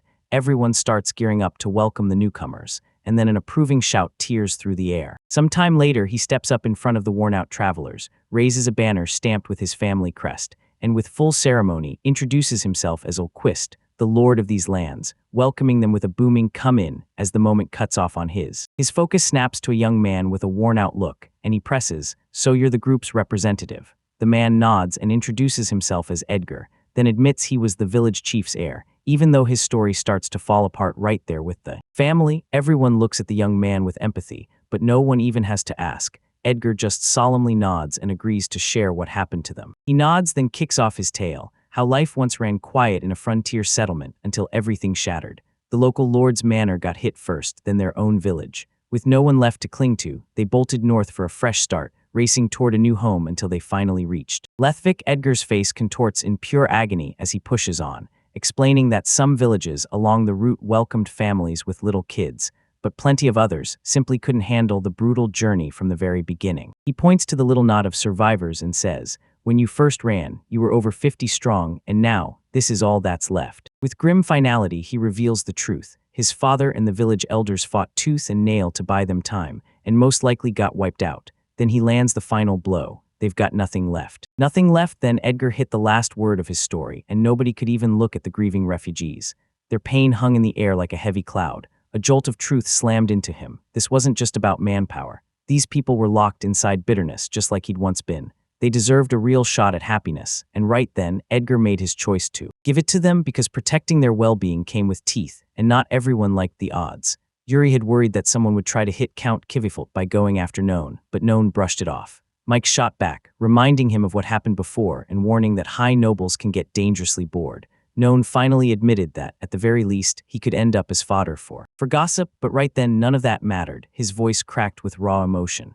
He roared at the stunned refugees, demanding that all of them become happy again, and he begged them to forge a new life as people of the Oquist territory, swearing, as their lord, he'd do whatever it took to make that happen. Reality shattered, he thrust out a hand, eyes blazing as they scanned the crowd, and he roared that starting this very day, they'd all march the same path with him, to live happily within his lands. His heartfelt pleas shattered their collective grief, and the refugees surged in, crying Lord Noan, as they wrapped him in raw relief, thanking him again and again, admitting they truly believed their lives were over, and swearing they'd never forget his kindness. Kindness, yet he was totally blindsided by how openly his feelings spilled out, and he froze dead still, stiff as a board.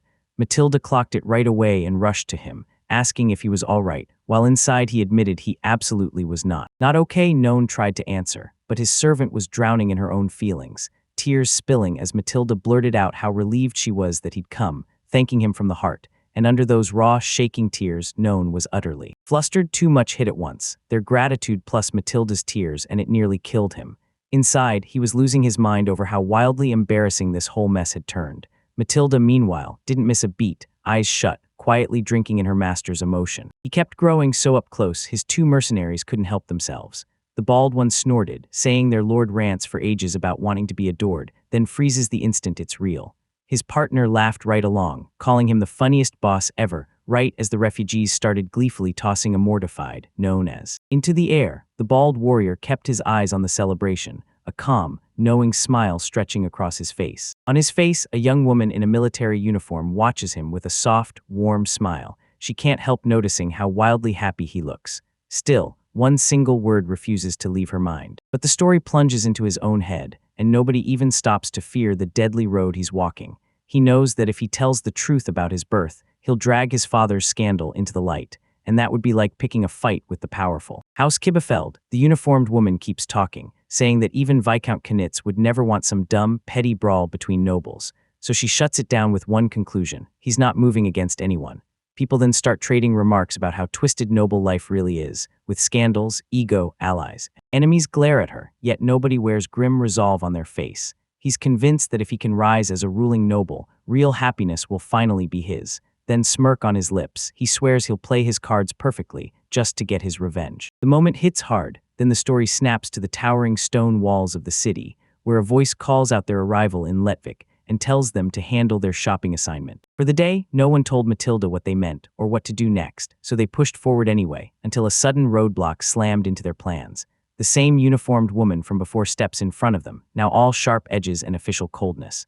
She doesn't even spare pleasantries. She calls out to Lord Ulquist and snaps that, on Lord Arnold Knitz's orders, they're being escorted straight to the manor for an immediate audience. Inside the manor, nobody ever stands face to face with the mighty Lord Arnold Knitz, because that older noble's gaze cuts like a blade. Nate starts assessing everything, then boom, he announces that Lord Ulquist is here. Nobody steps forward to greet him, but the whole entourage shows up anyway. Matilda and the mercenaries of the Crimson Sword. Wait and see. In the Anna chamber, Lord Connett stares in silence, replaying every scrap of intel he's collected, because Lord Ulquist showed up 3 months ago with just one attendant, and the newest reports say his people still aren't even 10 strong, which leaves him dangerously understaffed to clear the forest or pull off anything big. The refugees burst into tears and cheers. One can't believe it and blurts that they never imagined they'd ever own land, especially after what crushed their last village. Noah and Ulquist, wearing gentle smiles, step in to tell them the truth is real, that all 31 new residents are being handed farmland. and as everyone smiles with relief, Matilda turns to the bald mercenary and says goodbye. Elsewhere, the female knight from Lord Conan's retinue steps up and calls the refugee leader out by name, Edgar, and Edgar answers with a straight, simple yes. She keeps drilling him with questions. Then, knowing he's the village chief's son and actually studied, she demands to know whether he understands the real meaning behind granting them this land. Edgar freezes, then nods fast and says he gets it, swearing he'll live up to her expectations by keeping a sharp eye on everyone. He bows so low it's pure acceptance, and then the knight pivots to a shocked Matilda, promising she'll work her hardest and asking to be appointed as Matilda's personal servant. Later, the bald mercenary leans in and tells Matilda nobody's actions are truly impressive. Any heir can build a village, but nobody has a strategy that changes the game. He points out that when refugees work the land development side by side, the ground becomes theirs, so they won't be pushed into becoming dependent serfs. He can't stop thinking. Handing out land to people he can't trust could ignite a war, and it leaves him staring at the real question. Why would anyone take that kind of risk? Now the genius of the plan hits you. None hands these new residents farmland, and their desperate struggle turns into real hope, the kind they'll never forget. That land is more than valuable, it's irreplaceable, and it traps them in a debt that demands unwavering loyalty, a prize way bigger than simple output. Because when you give someone what they need to survive, you don't just gain work, you win their hearts. Matilda gets it. Land isn't just a prize to them. It's the heartbeat of their happiness, and she clocks that no one's even thinking about tomorrow. That lets her lock in the loyalty of his people. The bald mercenary blurts out how shocked he is by None's razor-sharp foresight, praising him as pure talent, then stops dead in his tracks like, wait, that could have sounded like I was doubting our master, and just cuts himself off. Never mind. He snaps the topic away, noticing she's been talking to the others a lot more now, without hiding with no one, and Matilda gives a quiet nod, saying, I have. The woman knight from Viscount Knit's retinue leans in and tells the bald mercenary why she's here, insisting that your advice was the smartest move. Then she reveals she's still in training.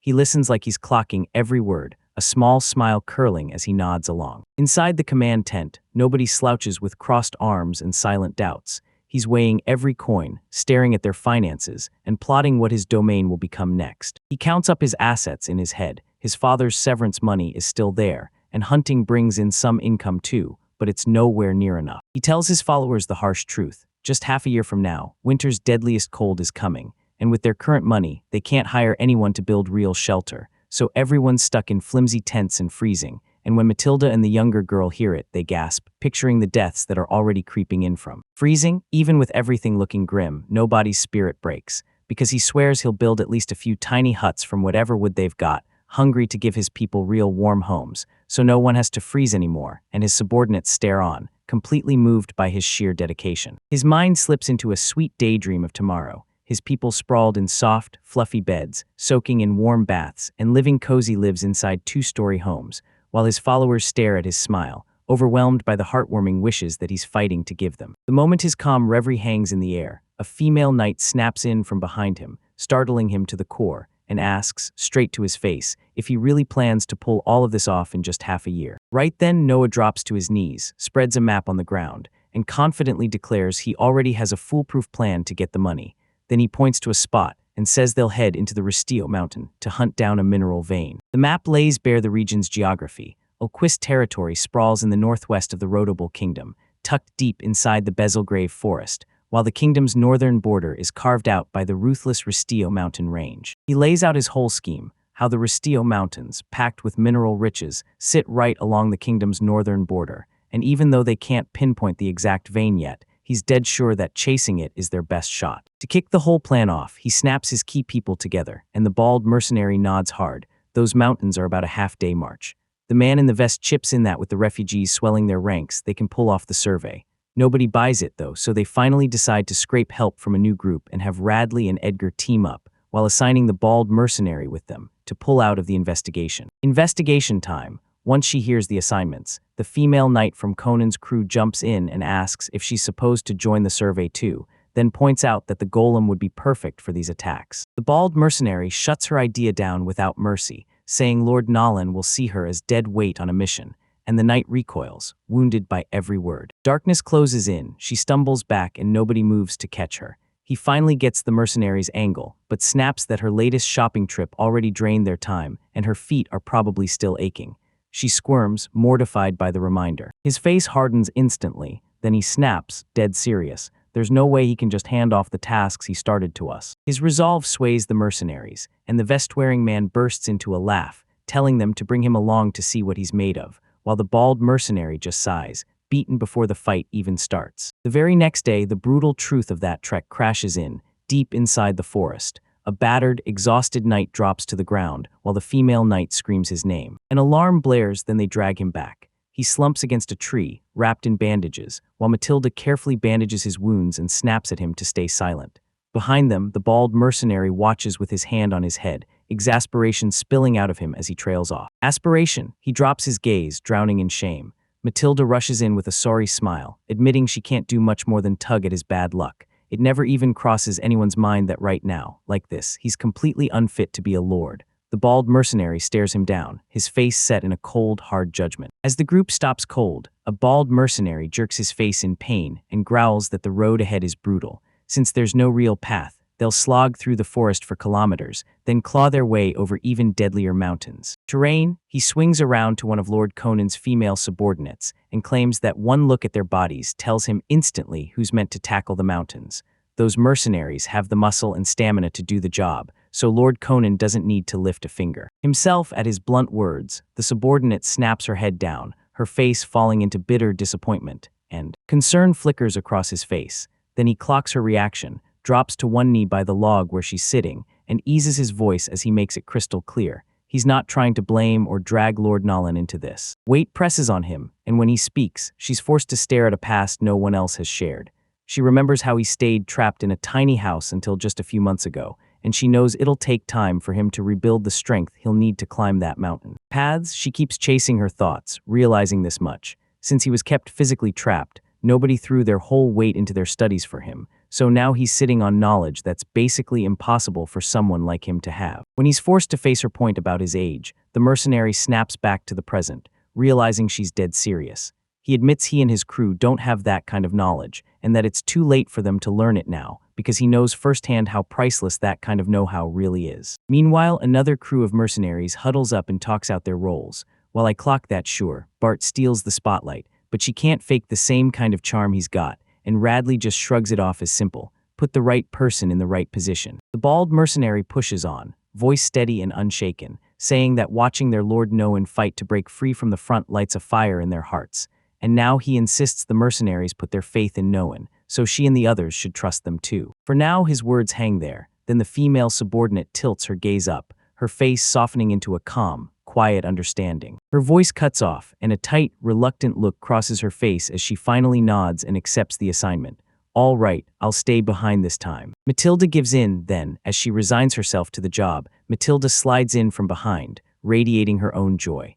The subordinate, though, grumbles to herself inside, because she'd wanted to tag along with the main group to offer her brainpower. Support, meanwhile, at the expedition site, Yuri and his mercenaries stare down the jagged rocks, and he casually says he'll throw in a touch of magic, right as one of his men blurts out to him. Lord Noah, then the call hits, and Noah snaps upright while he's still recovering.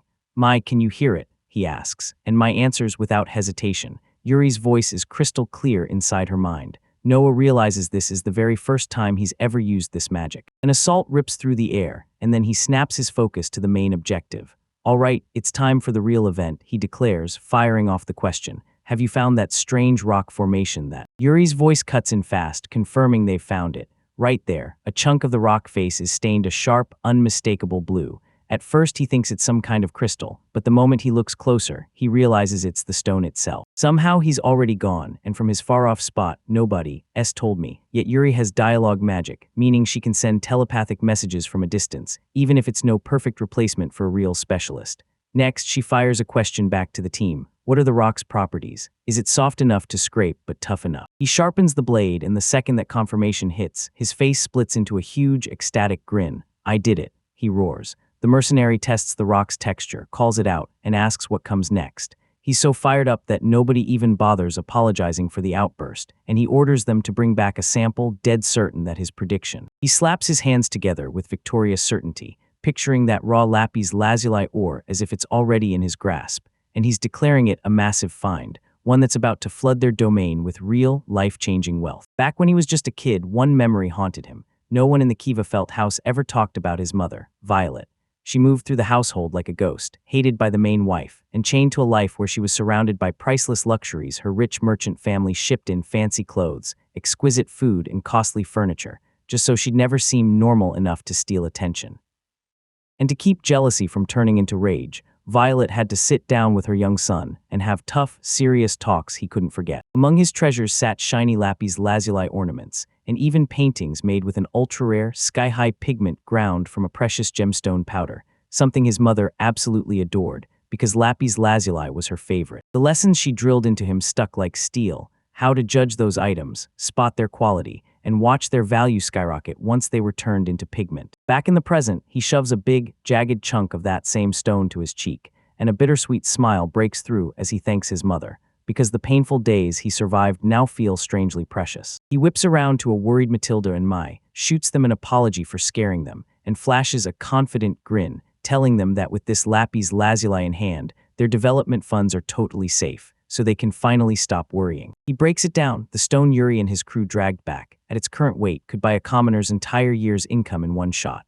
Mai and Matilda go speechless, staring, and nobody even has to say it out loud. Once it's sold, the number might shift, but it's already way more than enough for what they need, and that leaves Mai blurting out just how unreal it all is. Mai covers her mouth, and her mind sprints with possibilities as she blurts out everything they could buy with that huge pile of cash. Maybe a house with a second floor, a fluffy bed, even a real bath. And when her practical list hits, no one's able to speak for a second. His shot dissolves into a huge, joyful grin, and it hits him. She's right. Their dreams aren't just hopes anymore. They're ready to burst wide open. He lifts a framed picture of the Grand Manor like it's a banner for their new ambition, and you can feel it. This is a fresh chapter of their lives, breaking free from everything that came before. After a while, Yuri comes back with the results of his talks with the Miles Trading Company over the lapis lazuli, and None's grinning like he just won the lottery. He throws up a victory sign and says it went unbelievably well. He laid out every detail of the negotiation, admitting he really was into gemstones, but his first move was a calculated trick.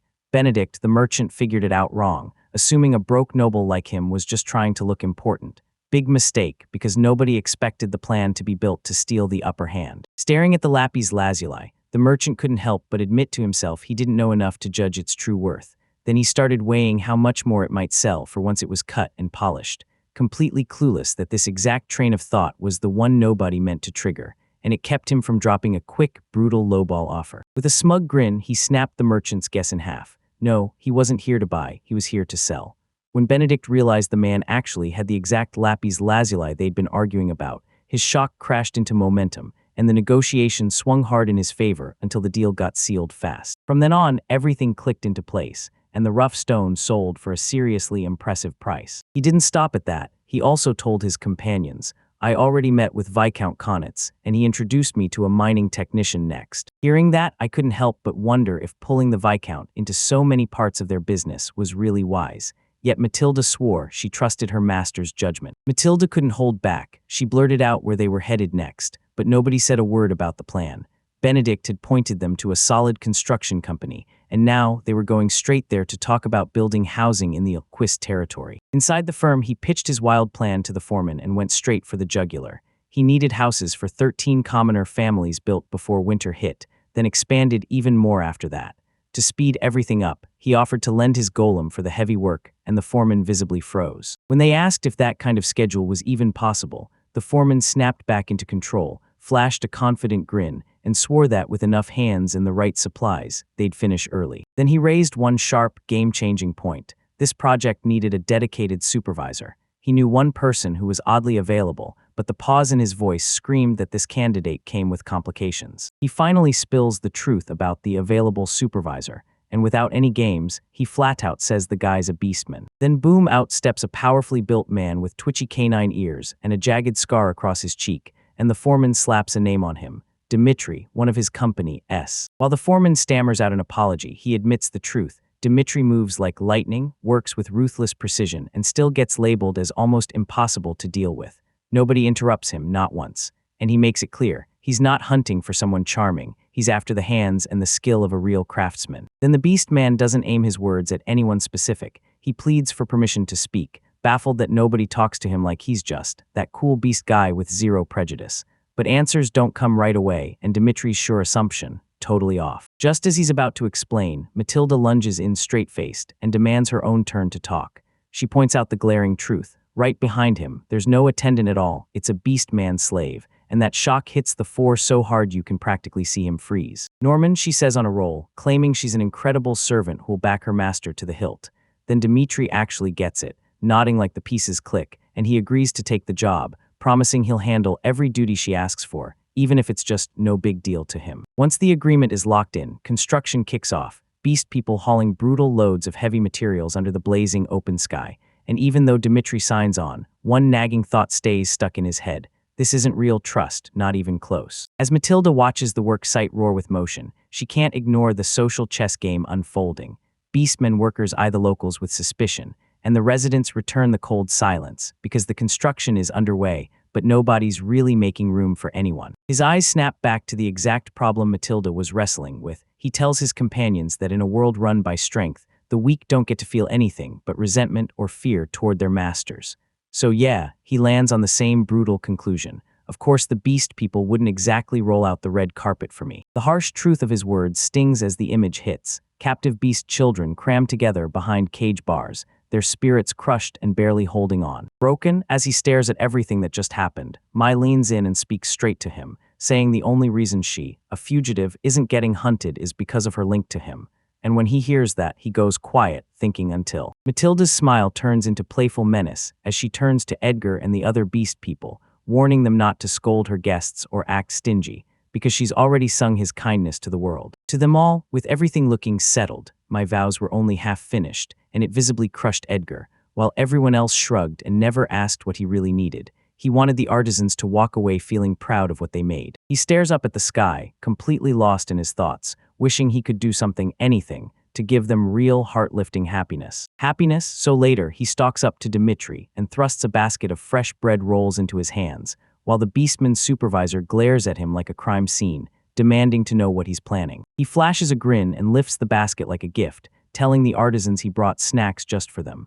Then he singles out the potato and barley bread, swearing it's delicious. Later, the workers dig into their snacks and light up. Turns out Lord Noan has become the town's headline for showing up with food every single day. One worker cheers that the news has them smiling, but the next cuts in fast. Not everyone's thrilled with the gossip. Positive on the surface, but Dimitri doesn't buy it. He storms up to Noan, spits out his resentment, and asks if he's really trying to tame the beast people with food like they're nothing more than animals. Animals? Dimitri's voice cracks with fury as he snarls that beast people carry pride, no matter how hard others sneer at him. And when nobody calls his name, he lunges and slams a huge, brutal bite of the bread, yet not a single person reaches out a piece to him. His gaze stays sharp and sincere, and he bluntly declares that someone's race has nothing to do with whether they're doing the work. Hard, his words slammed into the silence, leaving Dimitri, the beast man's supervisor, hunched over, staring into nothing, while my watch clutched a container of food, still holding on as the whole moment's weight bore down on us. At last, Dimitri lifts his head, and weariness drips off his face. He throws in the towel. He admits it. Sure, he's got total faith in his own arm, but when it comes to building the domain's houses, he's putting it on no one but himself, and everyone will see he can do it. With that matter settled, nobody even bothers to ask if he's satisfied. Dimitri just stands there with his arms crossed and says, "Yeah, I am, because now the Ulquist domain can finally step into a genuinely civilized life." And later, Mai and Matilda stand side by side, staring out over the cleared stretch of land, and when Mai turns to her with that gentle smile, she tells Matilda she's wonderful, just for Matilda to quietly agree. They stare, then she lifts her gaze to a brand new mansion, rising in all its glory, and Matilda proudly says it's a magnificent home, perfectly worthy of the. He steps in and you can already feel it, right inside. The homey signs of everyday life pop up, with baskets of laundry piled up, ready to be worn. She sinks into a warm bath with a contented sigh, and as Matilda gently lathers and washes her back, the two finally savor that long-awaited, peaceful moment. Peace hangs in the air as she blurts out memories, asking Matilda if she can even fathom that just 6 months ago they were still living in tents. Then my mind races on how their dreams are finally starting to land, and Matilda nods in silence, her thoughts drifting straight to Lord Nolan. Mai declares her loyalty with a bright, heartfelt smile, swearing she'll back Lord Nolan's dream no matter where it takes them. Then she whips her attention to Matilda, her face softening as she thanks her for everything, telling her he loves her. Under a sky full of stars, that brand new mansion rises like a promise of tomorrow. And now, boom, a fresh question hits them. With this dream already taking shape, what wild goal will they chase next? Under the moon over Ritvik, Anna, a young woman with a restless mind, sits and reads, and then she tells you she keeps busy by helping out at her family shop. From her spot in the shadows, a subordinate of Lord Konitz watches closely, then realizes Lord Nolan has been showing up as a regular for over half a year. She remembers when it was just him and Matilda, but now he's been helping refugees move in, building houses for them with his own hands. Back in the shop, she can't stop pining. She's never even stepped outside Revice, not once. Every tale about faraway places fans that itch to explore the world beyond the door, a world she's only ever known through stories. Her sweet daydream gets ripped apart when a voice blasts her name. She freezes, then jerks up, panicked because it sounds like someone needs help. She answers with a steady yes, but her eyes keep drifting back to that huge silent thing, and suddenly, a grim truth hits her. Her life is already locked in, meant to unfold fully right here in this town, in this very house. Elsewhere at a brand new house still smelling fresh, Mai steps in and thanks the bald mercenary for building their home first. He waves it off like it's no big deal, but then he admits the truth. While the other houses are almost done, he had to put asterisk this one first for her, and for their leader. He drops into a heavy, thoughtful silence, eyes hard and expression grim as he weighs something dangerous about her. Yuri's thoughts get cut off the second their leader suddenly shows up. Yuri, Mai blurts, shocked as the bald mercenary whips around and stares straight toward the front. He snatches the moment, drops to his knees in front of me, and looks up with raw, unwavering resolve. Then he asks, Mai, will you marry me? Suddenly, his bold proposal knocks the breath out of me. I can't even speak, while her comrades stare in shock as she stammers, totally unable to process how fast everything flips. Shock hits first, then a fiery blush blooms across her face, until his hands gently cradle her cheeks and she answers, not to him, but to the person just past his shoulder. Yes, let's be happy together, Yuri. Every mercenary in the crew explodes into celebration. Wedding plans get tossed into the air on the spot, with talk of a huge ceremony and a legendary party for the happy couple, while the bald mercenary grumbles that he's being too sentimental and the rest just cheers, loving the choice they made, and vows to start preparations right away. But the truth, it's brutal and it hits hard. Cruel. Meanwhile, Oquist can't even breathe, buried under a mountain of paperwork, steering the Lappi's Lazuli mining operation, juggling swelling funds, renewing contracts, organizing assets, building budgets, and deploying golems for the pioneering work. There's just too much to do, and the weight of it feels like it's crushing him. The crushing weight of his responsibilities finally breaks him, and he faceplants onto his desk, totally wrecked and drained. With a shaky breath, he hauls himself upright and slides back into his seat, wearing a tired but unbreakable determination. Right as his eyes start to droop again, Matilda slips into the room, moves right up to his desk, and softly calls his name. He snaps awake with a jolt, and Matilda rushes to apologize, then promises to fetch him some tea so he can finally rest. He mumbles his tired thanks and accepts her offer off. Just then, a young aide bursts in clutching a document and calls out that he's got a report for Lord Noah, though Noah's still worn out. He tells the kid to hand it over for later, then offers his own help. Noan stayed slumped over his desk, drowning in papers, when an aide slid in and told him straight.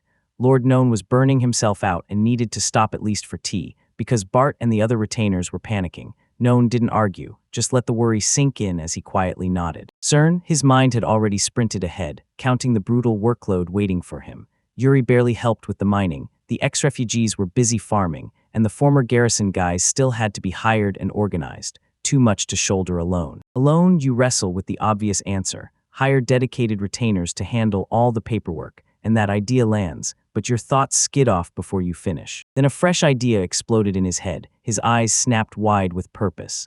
Time to start recruiting, and he knew exactly who to target, the person he'd met before, the one who could be perfect for the job. So he made his move, and it landed him at the Clavel Trading Company, right inside the Ret Vic territory under the Knitz Viscount. The moment Noan stepped into the shop with Matilda and Yuri, the shopkeeper greeted them like royalty, smiling as he called her Eliza, while Eliza lit up and welcomed Lord Noan, admitting it had been way too long since he'd last come by. He showed up again, apologized for being gone, and thanked her for sticking with him, then leaned in and said he had something urgent to talk about. Eliza's curiosity sparked as she urged him to go on. With a tight, forced grin, he admitted that his domain was in total chaos and desperately needed an admin and someone who could handle the books. Then he leaned in and asked Eliza straight up if she knew anyone who could fit the bill. It all clicked into place, and beside him, Yuri stitched together the plan, because now he understood the truth. Nobody was trying to use Eliza's contacts to track down a capable administrator who'd agree to move into his new territory. Eliza weighed his request, then asked the key question: what did he really need? She realized it boiled down to one thing only: the talent. Age, gender, race, even where he came from didn't matter. As she made it clear, Anna, her assistant, hiding in the back of the shop, started to react, her face. Thoughtful Matilda's gaze snaps up, then Eliza pivots to her, a tense frown forming. Eliza apologizes on the spot, admitting she can't name anyone suitable for Lord Olquist's needs right now. She reasons that in Reddick, anyone who can read and handle basic calculations can land solid work fast. Matilda nods, saying the best people are probably already. Eliza suddenly swivels toward her assistant, and without warning demands, "Anna, tell me, do you know anyone great with accounting?"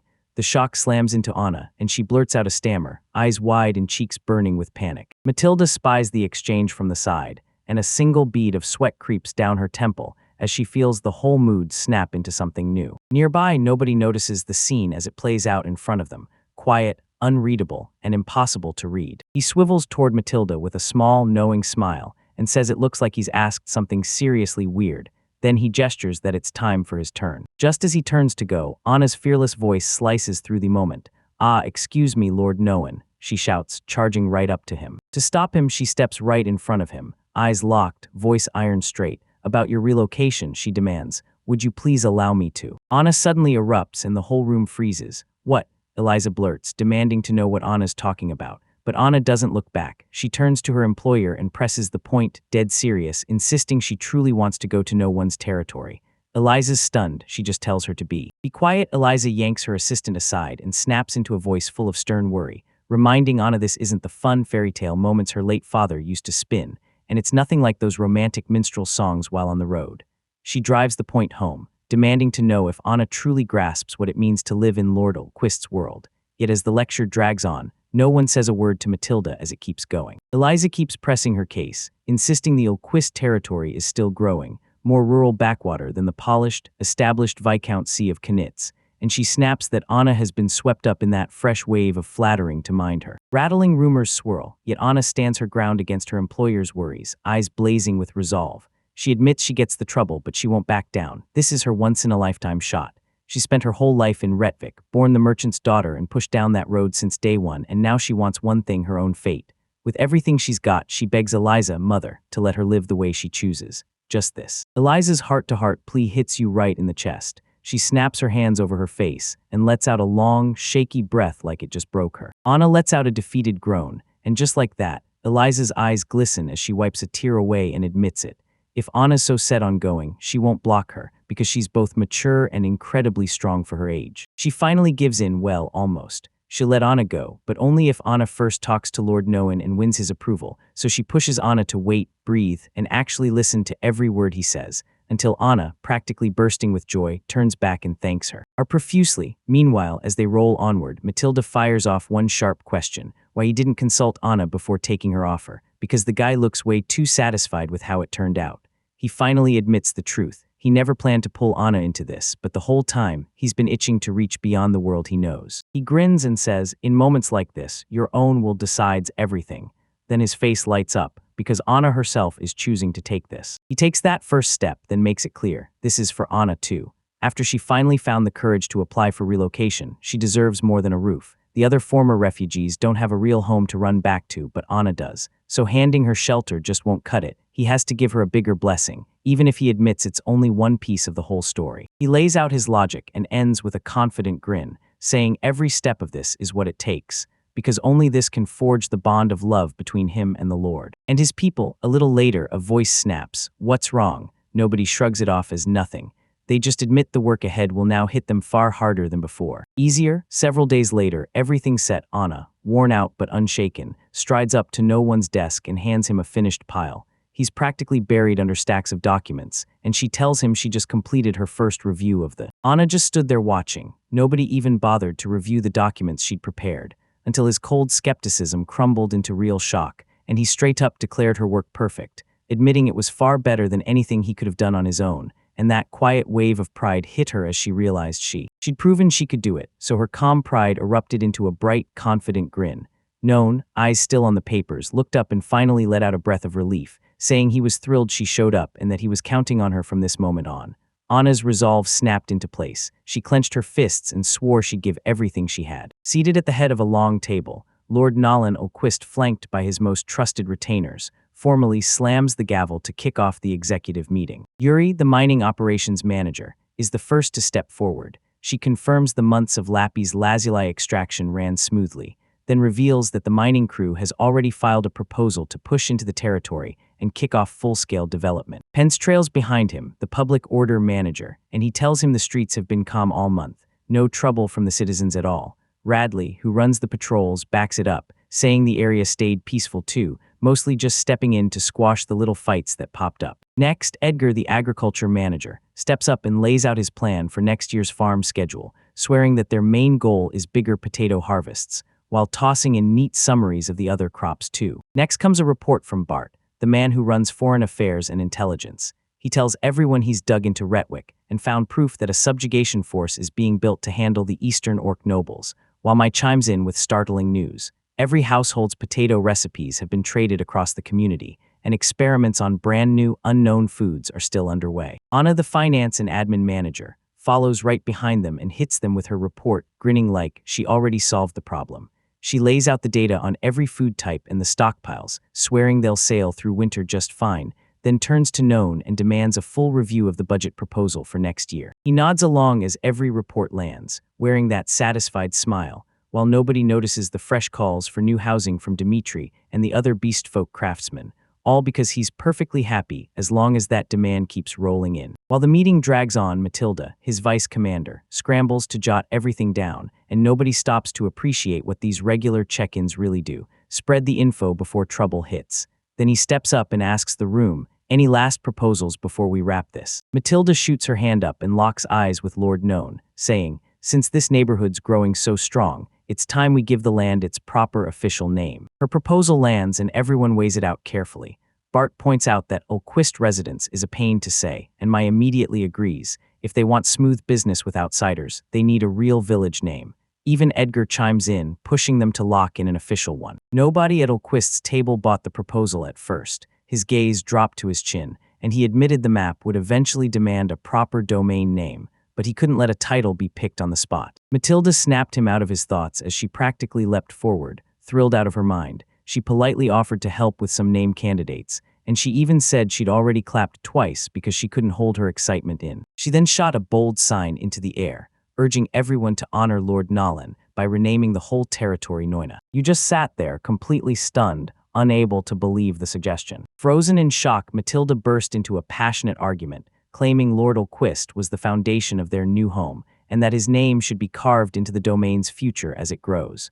She finished with one fierce insistence. It was the perfect plan. They spilled in fast, begging him to hold up, one mercenary shouting it sounded perfect, another cooing that Matilda's words were sweet, though maybe a bit too blunt. Either way, everyone agreed on the same thing. A name people actually remember, tied to a lord they know, would win over the citizens for sure. Yuri, one of the mercenaries, didn't bother asking anyone straight out, and one of the others quickly jumped in, saying it was totally normal for a lord to slap their own name on a town, just like the first Lord Retwick had done. Yeah, inside, nobody's screaming with panic, but the thought is downright humiliating.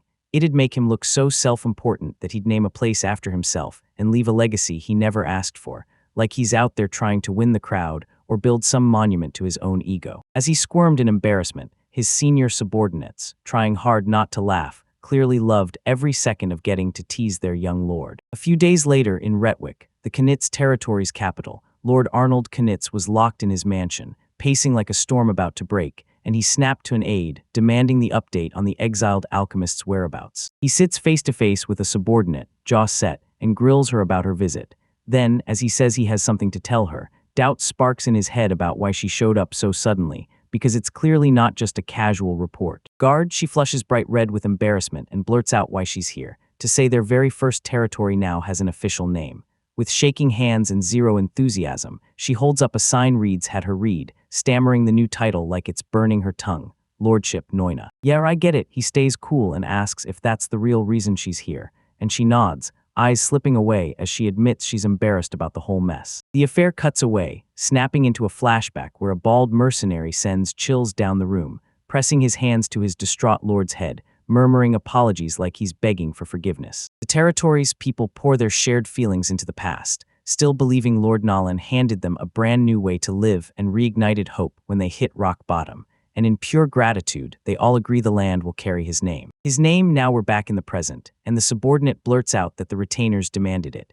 Then he even recalls how mortified None looked when he heard it, and Lord Conan just smirks, amused at how childish that whole reaction was, before he trails off into, "It's a good." Name smirks wider and openly enjoys the chaos, clocking that, yeah, he's an adult who loves teasing, and right then his subordinate explodes, shouting that she's being made. She seethes, and right then her light-haired colleague strolls in with a bright grin, asking if her report's done, so the flustered subordinate waves her off, mumbling that it's fine now, and out in the distance, no one's walking anywhere near them. She spins to walk away, cheeks still burning, and shoves her colleague to hurry, because they need to get back to Nolan, and she can't stop wondering if everyone's already lining up for a celebration. And there it is right when the scene proves her suspicions. The Lordship Noina Plaza in mid-December, packed wall to wall with people and blazing with festive banners, setting the stage for the biggest celebration in the kingdom. Right in the middle of those waving festival banners, tables of lavish food get set out for everyone to dig into. My observer tells me that while every household in the city is partying hard, the villages have pulled out their own massive banquets too, and Olquist, walking beside me, finally admits with wide-eyed awe that this is the first joyous spectacle he's ever laid eyes on, after being cut off for so long. So long, huh? Then everyone's eyes snap to Yuri, the bald mercenary. I call out, praising how sharp that formal outfit looks on him, and nobody argues it's a perfect pick. Yuri straightens his cravat with a grin and says sure, the festival's scale is wild for a little farming village, but it's still a sight to remember. Then he flicks his gaze aside, thinking his partner for the day is exactly the right kind of man. Match, he takes her hand and stands beside his bride, another mercenary, now stunning in a bridal gown with dark roses braided through her hair. Then the moment they step forward, petals explode through the air and shower around them as cheers ring out, a celebrated. Matilda's face lights up as the crowd explodes into cheers, hollering congratulations like they're trying to shake the whole place. For the wedding, above all the cheers, the festival banners keep twirling and snapping in the air. The wind. Nearby, her thoughts get smashed to pieces when Matilda steps in with a warm, glowing smile. She congratulates the bride, praises how stunning she looks, and how perfect that dress is, while the bride can only manage a simple word of. She smiles, but her mind rockets straight back to the start of the year, because who would have ever guessed she'd become a bride and build a real home? Her gratitude to Lord Knowing swells like crazy, and she feels it in her bones. No matter what she does, she could never quite repay it all she just caught. Pay him? She thinks no one else would truly cheer for their happiness, and that sparks a sharp question. She snaps her gaze to Matilda, face dead serious, and asks if she can pose. She shoots a question into the air, stares straight at her, and says, calm as steel, "Matilda, aren't you going to marry Lord?" As she listens, she watches the bride spell it out plainly for everyone to see. This is love. Then the bride tells Matilda that if she truly wants out, she should ask to be freed from her servitude and claim the title of Lord Noan's official wife. Matilda's face tightened. She snapped that her current situation is her own doing, and she reminded him that she was the one who'd previously begged Lord Noan to let her. She drags the truth into the open, snapping her long hair back to expose a circular crest branded on her neck, then says it straight. She's a beast person, and that slave mark will never be found. Erased, and now the weight of that title drags over her like iron chains. She says, straight-faced, that if she doesn't become Lord Noah's wife, she'll only end up in his way while he keeps living, ruling, like some kind of unstoppable. Noble Lord, she blurts out the brutal truth. This world is merciless, and beast people face discrimination everywhere in their country, so she can't even begin to picture what horrors would hit a former slave who had the audacity to. Lord, the bride's face softens with regret as she hears it, and she rushes to apologize for her thoughtless words. Then Matilda cuts in, saying everything she said so far is only the surface reason for. She finally spills her real choice, and it hits hard. She isn't chasing control at all. She truly wants to be his lord, not to enslave anyone. Every happy memory she has traces back to the time she served him, and she still remembers that deep, bone-settling peace she felt by. Matilda feels him beside her, and her thoughts crash back to an old conversation. How the Lord, this noble who must someday marry into another house, still promised Matilda she'd stay by his side for the rest of his days. Her promise frees her from needing to be his everything. She's perfectly content with the special spot he's given her, trusting that from there she can keep serving him and still earn his affection all the way through. Her entire life comes spilling out, and when her words finally end, she just stands there in silence beside the bride, Something warm and unspoken clicks between them as they stare out at the chaos unfolding. Festival. When Matilda spoke, the mercenary bride's head instantly lit up with memories of her smiling comrades. A short-haired woman with dark hair, another with reddish-brown hair, and a man in a vest, all sharing that same spark of camaraderie. She snapped her eyes back to the woman in front of her, drilling into Matilda's. Matilda's face softened into a gentle, happy smile, and her eyes sparkled with a calm, peaceful glow. Her peace, seeing that the bride finally breathed out and understood. Matilda wasn't pretending at all. She was genuinely happy now, and this happiness was. She didn't let the moment fade. She spoke up and admitted their bond wasn't normal, but it still made her happy, and that joy was Matilda's alone, untouchable by anyone else. Then she finished by wishing them both to keep living side by side in peace. They cling to the people they love, and the years fly. By 221, the seasons flip, and at last winter's final days crack open as the snow on the mountain starts to melt. Mountain peaks loomed as fresh trees pushed through the soil, and from the shadows, a single hooded figure marched forward, because spring, the one everyone had waited for, was right around the corner. In a roaring marketplace, a young guy with little horns slumps over a crate of fruit, jaw tight and eyes aching, because he knows this ugly truth. No matter how hard you grind to build a calm, perfect world, there will always be someone who storms in and tears that piece apart. With a dark, round fruit clutched in his hand, he bears a grim smile, thinking about how the human heart can be so reckless, broken, and impossible to understand. Suddenly, a hand snaps onto his shoulder, hard, and Lord Conan's female subordinate, eyes blazing with panic, demands to know what he just stole and to show her right now. He'd grabbed 3 dark, gleaming apples, like they were stolen treasure from the shadows. The thief snaps his head up, shame crushing his face, and he blurts out an apology,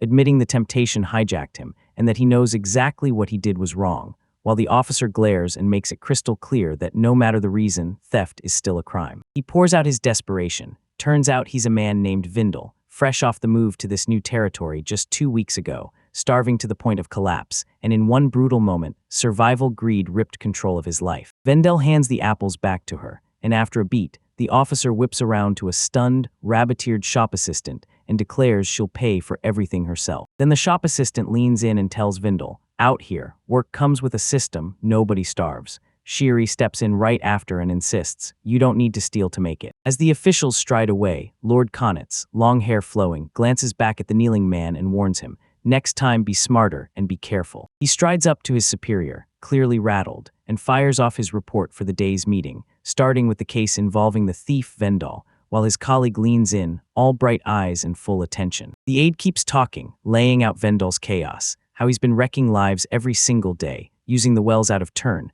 elbowing into the food line, brawling with fellow refugees, and even trying to grab their land. Then he warns them the worst part has to be reported straight to Lord Noan. Meanwhile, Lord Noah and Ulquist got the same kind of report from another subordinate. She said Vendal's interview before his relocation made him seem withdrawn and quietly shut off. And Noah, teeth clenched with pure irritation, snapped that maybe the whole guy was just putting on an act. She admits the issues got too obvious to ignore, and when she confronted Vindel, she warned him that the next time he slipped up, the Lord would hand down direct judgment. So she confesses she never realized he'd been stealing. While the aide keeps reading out his report, Bart, the mercenary leader, bursts into the room and slips straight up to the female officer, calling her pants. Then he bows out and heads out before Lord Noah. Bart wastes zero time. He cuts straight to the chase, asks what's going on, and goes full pressure mode about a dispute between refugees in his territory, demanding to know why Pence, the one keeping public order, wasn't told. He asks if this is about Vendel. The aide nods, and before anyone can explain more, Bart slams in again, because the report says Vendel grabbed another man's farmland, and when the owner's daughter objected, Vendel hit her hard enough to send her flying. In the other room, her grim-faced subordinate finishes her report and says she's already sent the message to Vendel, because next time, the Lord himself will step in and pass judgment. Her superior just nods, like that's all they needed. But after those reports hit, Bart and Pence, plus one more mercenary, barge into the village square to face Vendel head-on. Bart keeps his cool as he greets him like an old ghost, saying, "It's been a while." Vendel snaps his glare up from the dirt, refusing to back down as he tells Pence it's all a misunderstanding, and that he's not the one who's wrong. He insists he took someone else's land, sure, but it was uncultivated, so in his mind, it shouldn't count as a crime. Pence still doesn't buy it, until a young woman, face bruised and eyes glassy with tears, steps up to testify and says that when she fought back, Vendel went for the jugular, snarling he wasn't afraid because she only had a hoe, then he hit her. She tells Pence, shaking, that her story is the truth, no questions. And over on Vindel's side, his swagger starts to melt as sweat breaks out, like his bravado knows the verdict is coming. Lord Noah and Olquist stood there in deep thought, while his subordinate watched in silence, his eyes fixed on every shift in Noah's face. Because Noah was wrestling with the mess at hand, weighing the truth that his power could stretch wide, but the kingdom's laws still ruled the board, and as he stared into the problem, he couldn't stop thinking about the gap between him and his father. He refused to seize control with fear, and he wouldn't let emotion steer his decisions like it once did. Vindel, defiant, scowling, stands right in front of him, and beside him, the victimized woman trembles as Bart watches with a hard, grim stare. Pence's reports had already shown the victims were too terrified to speak up, so it confirms straight up that Vindel was behind all of it. Trouble? He digs deeper into the situation, but Vindel's excuses fall apart fast. Still, there's no way to pin a truly serious crime on him. If he gets pushed too hard and lashes out, everything spirals into chaos. Now that Vindel has finally admitted his mistake, his attitude has to be met with punishment that fits, no more, no less. He puts the choices on the scale, weighs them down to the last detail, and locks in his decision. Then he fixes you with a steady stare and declares, "All right, I've got it. Now I'm passing judgment." Judgment? He whips his attention to Vindel, now slumped on the ground, and lays it out. Sure, Vindel might not have struck anyone directly, but the damage is still real, and the trouble keeps popping up again and again, with zero signs of getting better. So yeah, the punishment isn't just for this moment. It's a sentence that hits his hole. They slam the sentence down for trespassing and minor assault, and Vindel, yeah, it's King's call, gets punished. He swings the punishment again, then leans in and lays it out straight to the young man. "Vindel, you're my responsibility, a citizen in my domain. I swear I'm here to protect you, and I'm equally bound to guard everyone living in this territory." With the verdict already slammed down, the punishment kicks in right away. No one looms over Vendel's bruised back, no warning speech, no "if you want protection, stop messing up." Vendel just asks if they got through. Then, through clenched teeth, he growls that he understands and swears he'll stop. He stops, his job done, then turns to the terrified victims kneeling nearby. He bows his head and apologizes, saying it was his own failure that put them through that fear. The women stare up in shock, because a lord is actually apologizing before he strides off. He's told to head out, and then he fires off more orders. Get a doctor for Vendel right now, so those wounds don't turn into permanent scars. After that, rip Vendel's farm away from the rest and move it somewhere alone, and keep a close watch on him for as long as this drags on. So he clung to that hope, praying that if things went this way, Vindel would finally flip his life around. Under a crescent moon, the piece got ripped apart that very night. Vendel pinned a young woman with beast-like ears to the ground, blade pressed to her, his face contorting with rage as he snapped at her to shut up, or he'd make her regret every word. Or die, he gripped her captive with a scythe, seething with burning resentment, snarling that everyone was always too damn loud, and he was done with it. Sick of everything, his eyes snapped wide with manic joy as he vowed he'd break her and turn her into a beast slave. Like that's how he'd been his whole life, and he just couldn't stop. Before he even got a chance to move, a brutal heavy punch from the side slammed into him, sending him flying and crashing away, right off his cap. Lord Conan's own soldier stood over him and snapped that she couldn't just watch him act on impulse, especially when the so-called target was a bee slave. And then she laid into his disgraceful behavior right in front of Lord Conan. She reported to Lord Noan that her attitude had changed for good, and she even put Pence on watch just in case. Then she shifted her focus to Vindel, convinced he'd strike again and rack up even more. Nobody even glanced down at the kneeling Vindel. His face was grim, and he declared he'd never wait for Vindel to change, because he couldn't gamble the safety of everyone else on one man's actions. A ruler who'd do that wouldn't be tolerated, so he sentenced Vindel to exile. Vindel stared out at the endless wilderness, and he couldn't shake the feeling that getting kicked out over something so minor was way overboard. He spun back toward the group, escorting him, and snapped that this was a wild overreaction for a slave, especially a beast person slave, because all he wanted was a quiet place to live. Yet now the Lord's fury was yanking him out, and he started questioning whether they even understood his. As they drag Vindel into the woods, the exiled man hangs on every word as Lord Noan speaks, admitting the exile was a bitter sentence, even while his face stays stone cold, claiming he only wants Vindel to survive, far from them, as Vindel stays dead silent, staring with an expression that feels way too impossible. Unreadable, then his silence snaps and a sneer twists his face. He mutters that once he's out of Olquist's territory, he'll spread the word. Lord Olquist and every last one of his followers are completely. He keeps his rant going, barking that the Lord is a pervert who preys on bee slaves, banishes his own people on a whim, and makes a joke of every last one of them, even calling his followers foolish for falling for it.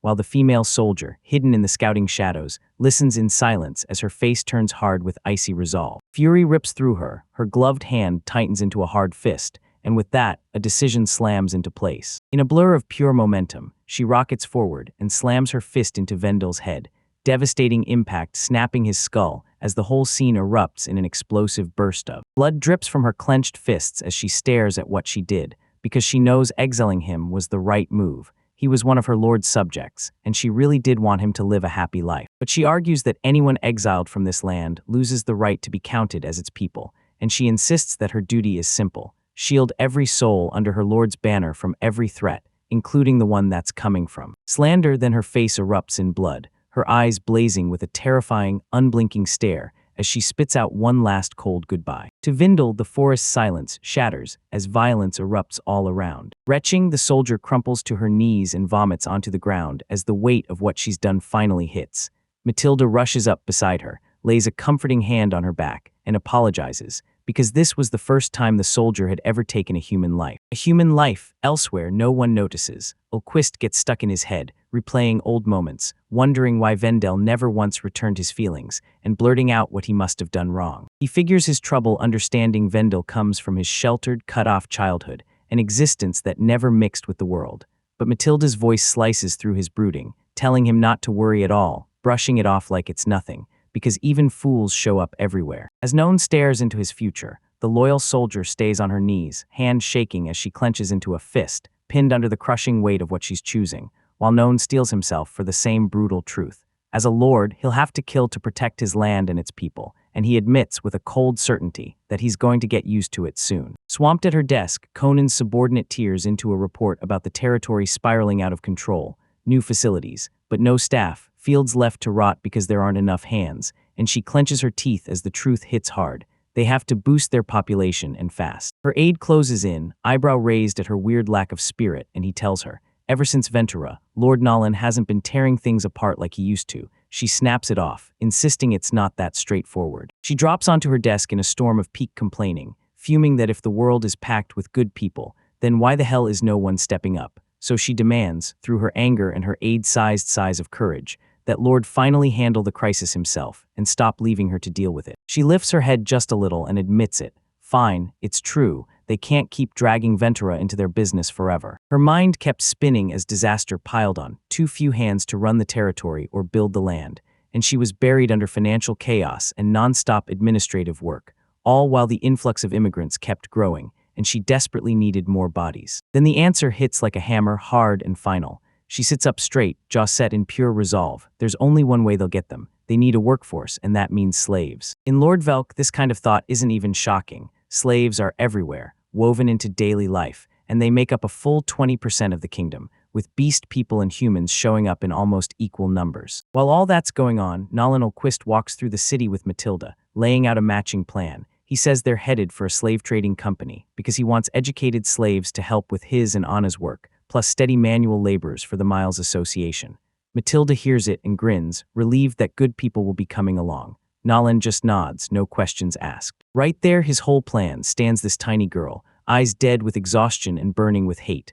I've been bought, she snaps, then demands to know what kind of perverts these people are, ordering them to send her back to her mom and dad in Nanogai. He flashes a smile at that furious defiance, but nobody just hands out a happy grin. Next to him, Matilda's face snaps into shock and worry, and she can feel it coming. Another wave of trouble is about to crash down. The chairman of the Slave Traders Association lays out this season's market numbers, boasting about their special product. People hauled in from a region where war has wrecked the economy, the kind of victims who never would have ended up as slaves under normal circumstances. He turns to the crowd of buyers, Noan and Matilda included, and tells them straight up, this kind of chance doesn't come often, but it's a gold mine for merchants to move top-tier goods. Then he presses them, are they chasing quick, short-term safety? Because if you're thinking long game, locking down the kingdom's market and keeping it secure is the smarter play. Trapped in chains, one man can't stop wondering what's coming next, and a dark thought creeps in, maybe death would hurt less. He knows with chilling certainty they're not living in a world where you can just slip away from their fate. Nearby, a young girl nobody bought watches the others like a ghost in the crowd, silently telling herself they can't be so different, because so many of them hail from the borderlands, living only one wrong step away from being chained into slavery. She keeps wrestling with what slavery really is, a brutal machine that turns people into things. Yet she can't ignore the ugly truth that it also keeps starving souls alive, giving them just enough to survive. And that's the thin sliver of hope she clings to in the crushing darkness of her country's way of life. The trader drags her in and spills her backstory. She's the daughter of a merchant's concubine, sold off to keep a family from going bankrupt. And he leans in with a grin, bragging that she's finished high school, packed with elite schooling, and qualified as a top-tier intellectual slave. She waves and a tear slides down her cheek as if it's begging to be noticed. The moment they ask for her name, she freezes in silence for a beat, then finally says, "My name is Christy." Later, in a fancy room inside a huge estate, the door gets ripped open by panting guards, and Christy is already inside, standing her ground as she snarls, "Release me, right now." Now Pence coolly shoots a question at the room, like, "Isn't this what you set up for me?" And Christy snaps back that it's only fair, because becoming a slave to some broke lord is a deal she won't touch.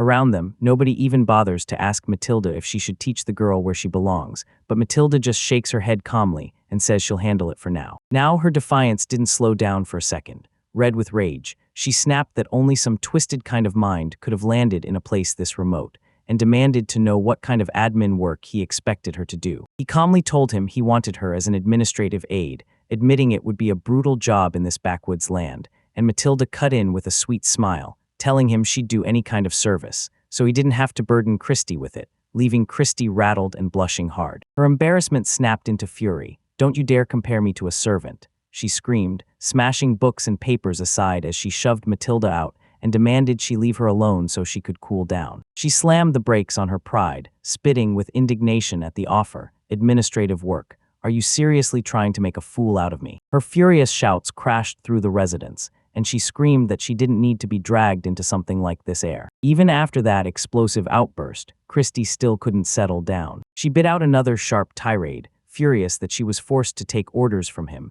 even though she'd helped the merchant herself. She insisted she handled the money and the admin, and the idea of bowing to someone else felt unthinkable. Thinkable? No, enough. She finally snapped at Matilda, who'd been sitting there quietly, while Christy fired back, calling her a distraction and ordering that lowly beast person to stop acting like they belonged with them. With her right there, her voice shot up to a fever pitch. She swore she'd heard a huge noise, then whipped around, finger jabbing as she demanded, "What's going on?" Fed up to the bone, she snapped that she was done with his pleasure-seeking land development and ordered him to let her go. A guy with long, light hair nearby shot her an awkward smile. "That's me, Yuri," he said, claiming he was the replacement. Then he nervously asked if she was being rude. He stands there with his arms crossed, stone calm, and basically tells everyone that if Christy's a beast, she needs to be disciplined.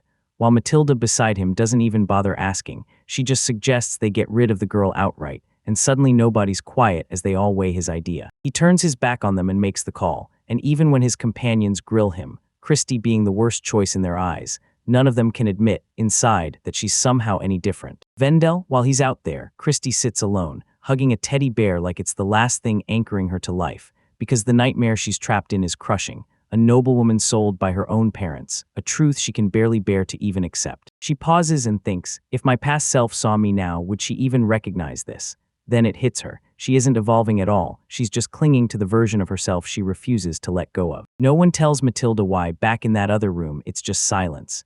He's pushing Christy to carve out a fresh future with him, and Matilda leans in, listening like her life depends on it, her face already starting to. Worried but determined, he admits his approach has come off a little too harsh and decides to switch tactics, so he brings up his consultation plan. With Yuri right there, unseen by them, Christy slips out of the room and sits alone on the cold steps of the grand staircase, tears burning in her eyes as she can't understand why anyone hasn't come for her. Yet, her rescue hits like a jolt, and her thoughts slam straight back to her old life in the capital, a massive mansion, servants everywhere, all dressed in glittering fine clothes, where she lived in pure luxury, way above the lord of this new house. Back in the present, she grips her head in pure despair. Where are they? Why hasn't anyone come to save her yet? And then, just for a second, a wild idea sparks in her mind. It flickers through her mind, then boom, the staircase is empty in the next breath. Christy is gone, and the cold stone still only holds a little pouch where she steps through the forest's choking darkness. Frantic footsteps scream back and forth as that pair of heeled boots hammers the dirt path,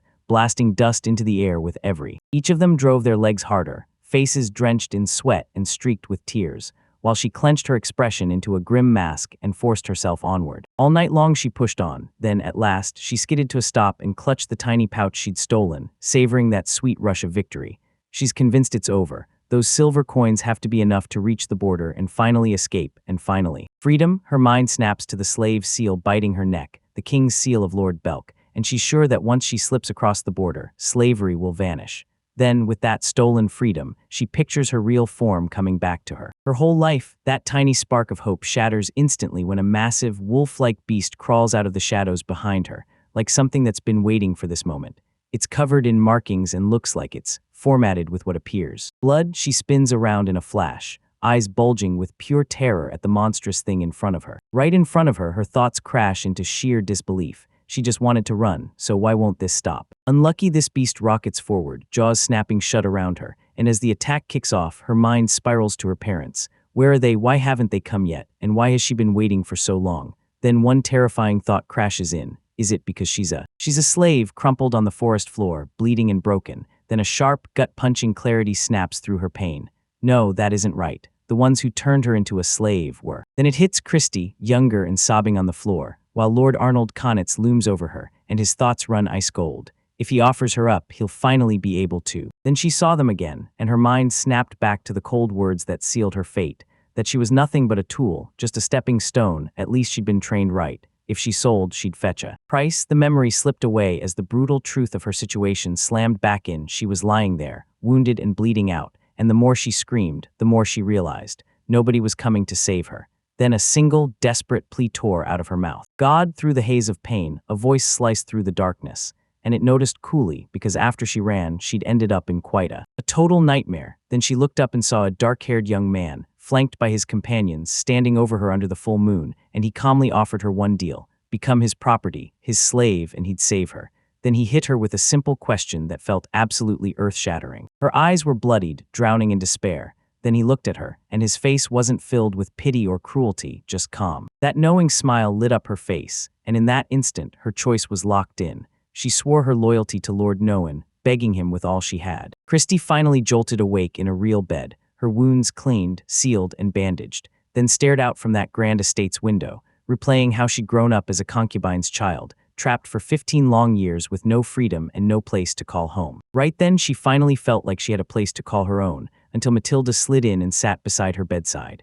The rabbit-eared maid swore this was exactly what Lord Nolan arranged, and insisted it wasn't some noble's wild, drunken mess or anything like that, just not a debauchery. She picked up her story, admitting that Christy had slipped into bad luck and ended up as a slave, but then she hit him with the twist. Lord Nolan came from the same hard beginnings.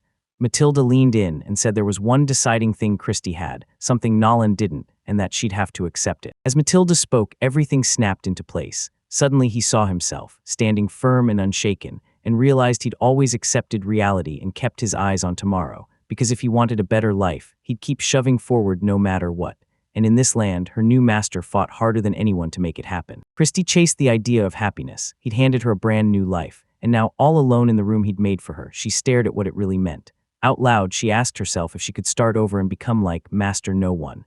Then she wrestled with the question, was it even allowed for her to be happy here? And in the end, a soft, rock-solid certainty settled in, at least in this place, no one. No one could turn her away. People noticed her quiet grit right away. From the doorway, nobody caught it when that small, knowing smile slipped onto his lips as he kept watching the girl he'd first seen. He just saved the day, and later, he let his subordinates breathe, smiling as he said it proved good people really can change.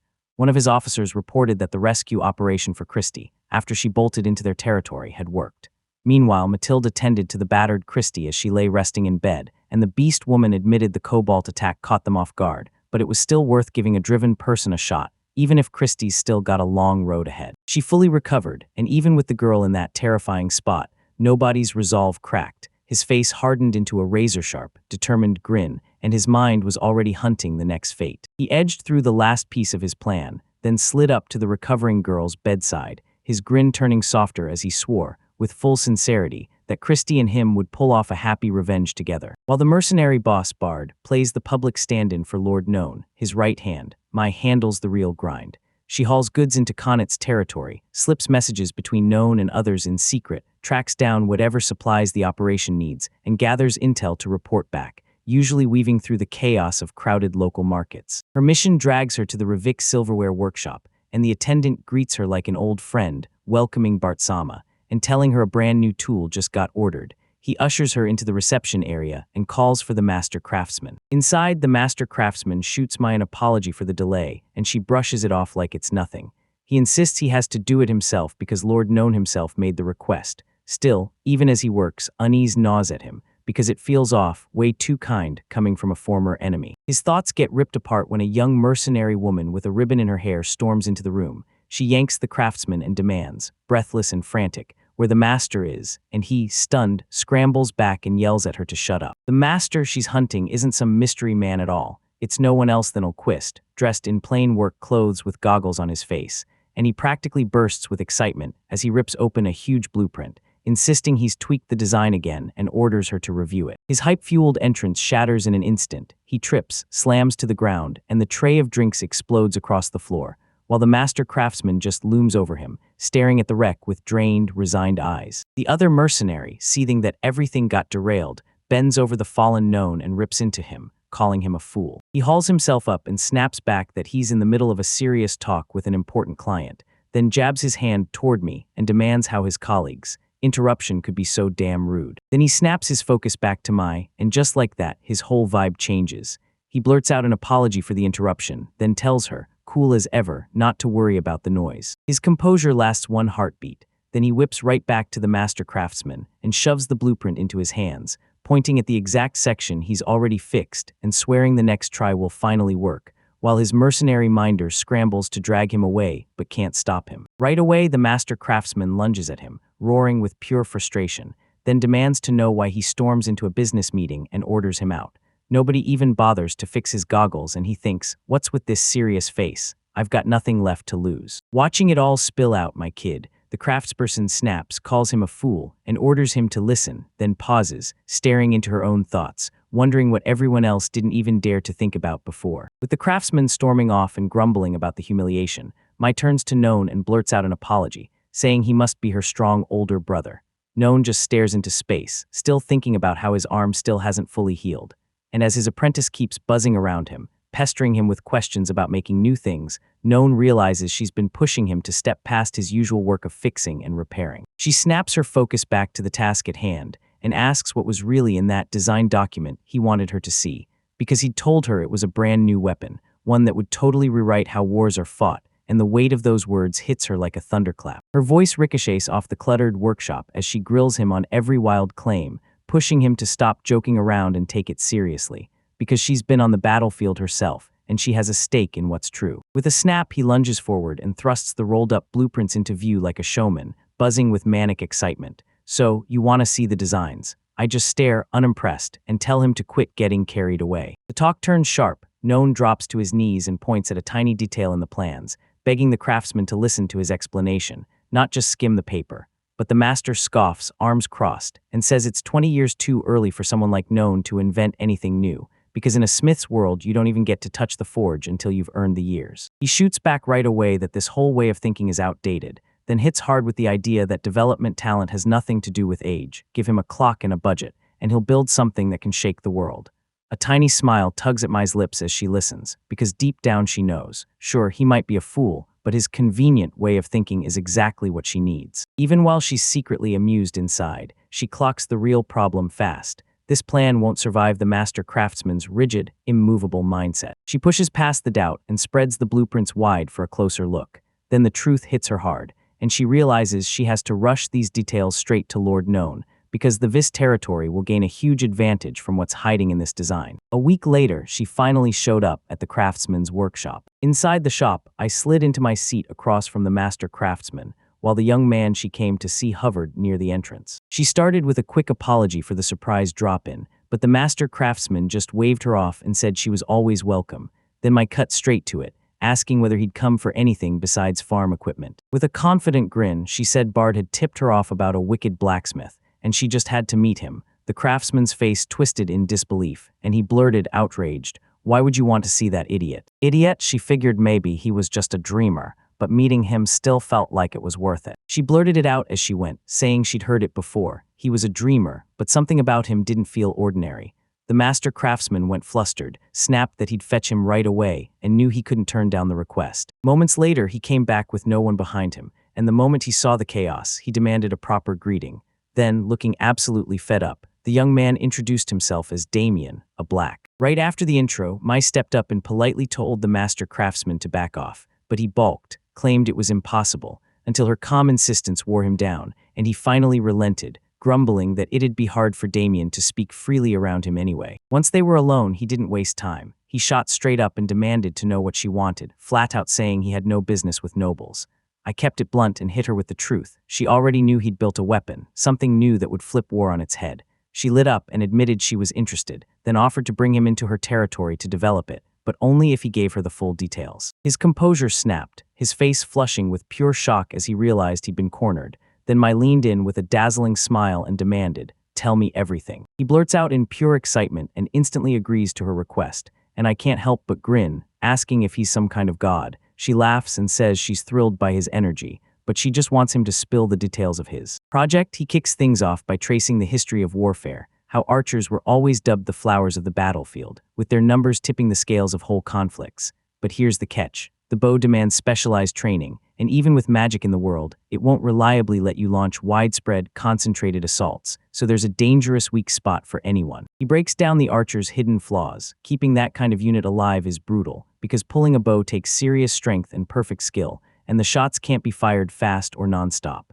Archery isn't just a trick, it's specialized technique, and even a sideways sword hit can drop an archer for good, so he's come up with something new. He unveils a brand new weapon, then slaps down a super detailed blueprint of a mechanical bow strapped to a stock, and with a proud grin he says, "Call it a crossbow." He tells Claire it's revolutionary, needs barely any training, and it can let a child kill a knight. My eyes go wide as she grasps what that really means. A weapon that only asks you to point and pull a trigger to fire in. The strategic value is insane. If they could actually mass-produce a weapon like that, even one tiny village would suddenly have a crushing military power. Her mind snaps off the weapon and latches onto its creator. How does he know all this? Worse, she realizes that just having the know-how to build it makes him a threat, a wild card the nobility can't afford.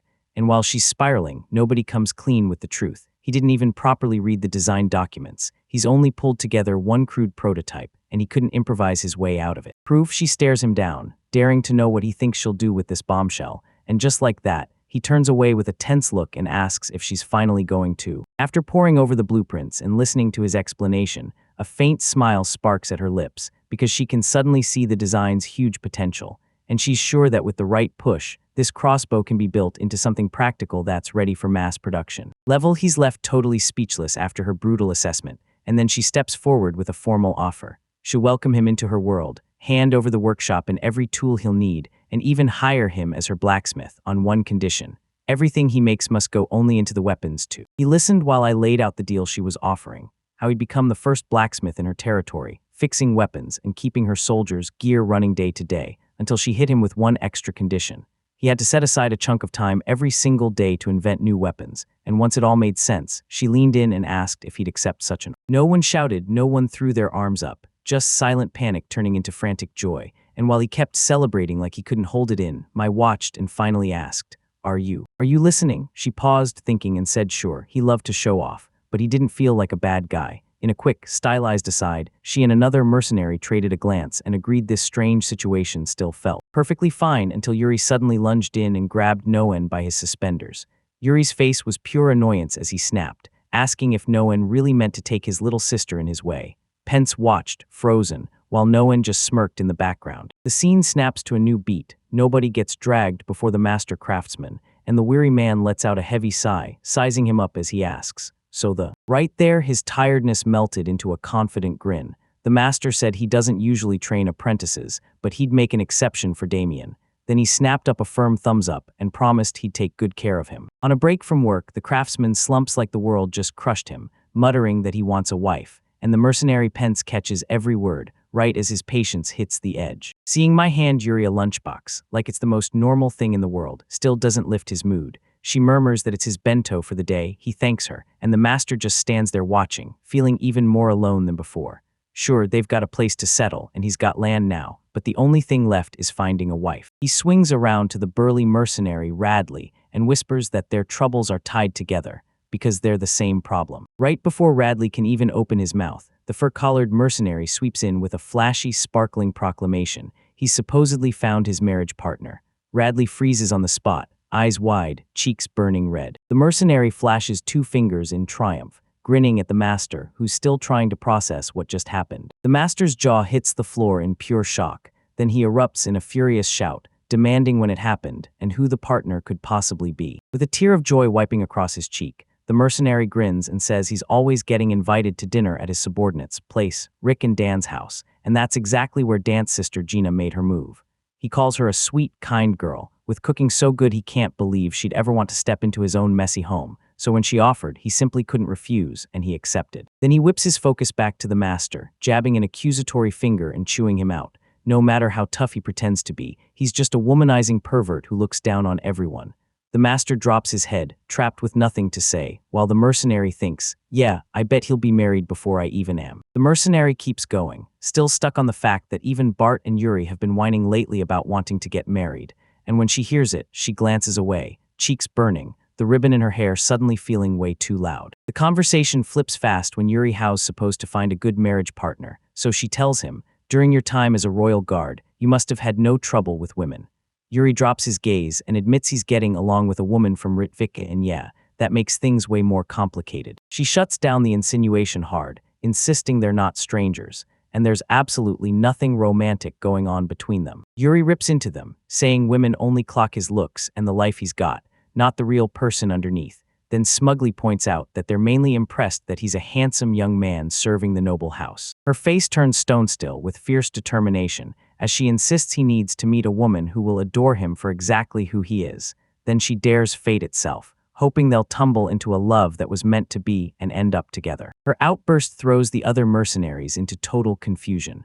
One grumbles that if she wants a fancy story, she should just drag Bart into it and he'll complain the whole way, while the other reminds her Bart's already set to marry in just a month. Meanwhile, Pence strides off, convinced this is the perfect moment to bring up the topic with Bart when they meet, until someone suddenly calls her name and snaps her out of it. She whips around and spots the mercenary, ribbon bouncing as he grins, while a slightly annoyed Yuri stands right next to her.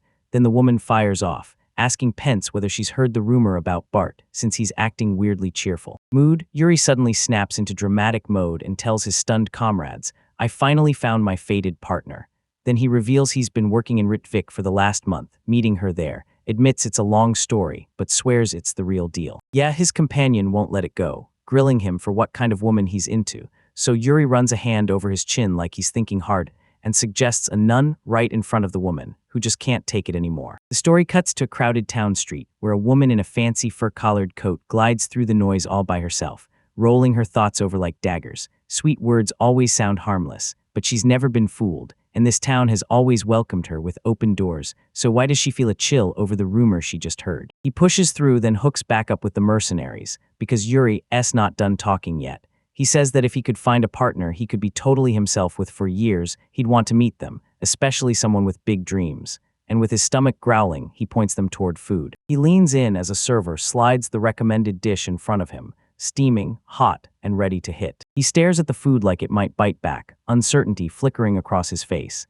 Then he slowly raises a spoon, tastes, shuts his eyes tight, and a wave of pure recognition hits as he goes back for another bite. Bite when the woman who serves him steps up to the table and asks how the meal tastes. Yuri freezes in surprise, then grins and says the stew is insanely delicious, and it tastes exactly like the one back in his hometown. Hometown, she asks if his hometown is far from here, and he nods, sounding almost final, like he doesn't think he'll ever. He's back to the start, then his mind crashes into the past, and he's an orphan again, struck by how one young nun won his heart, feeding him stew like it was warmth he'd been starving for. He keeps reliving that brutal memory, remembering how she finally succumbed to an epidemic, and back in the present, he pauses and thinks about a meal. This stew hits him like a warm hug, flooding his chest with happiness, comfort, and nostalgia he hasn't felt in ages. Time snaps him out of his reverie as the innkeeper rushes back in, flustered and rattled, blurting out apologies. She brought her young daughter along and regrets bringing up what she thinks are painful memories, and Yuri is left staring, completely shaken by her. He stops for a breath, then panics hard, scratching his hair as embarrassment floods his face, before quickly assuring her it's totally okay, telling her to come back to the shop again.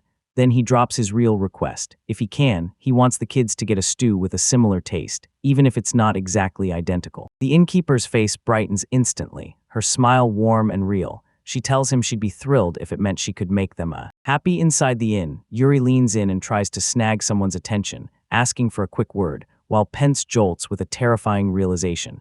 If he settles in too comfortably here, it could turn into a PR problem in a memory or maybe a tale being told. Pence softly takes the hand of a timid, hooded young woman, and there, with roses blooming behind them, she leans in and asks her straight, "Are you in love with anyone right?" Now she stammers no, but Pence grins and declares they're getting married anyway. She blazes through the details, bragging that she already made a real proposal, got the woman's father's permission, and even told None about it, then swears she's the kind who charges straight at her goals and will crush her rival's chances. Meanwhile, None just sighs with tired exasperation, begging she stop dragging him into it. Meanwhile, from a distance, another man watches the chaos unfold. He smirks at how Bart's crew went quiet, then realizes they've shifted their attention to some strong-willed woman, and decides the smartest move is to walk away and let them play their game. The man trudges along with Edgar and lets out a heavy sigh over how cruel the world is, grumbling that someone could just suddenly tie the knot with a sweet-looking girl.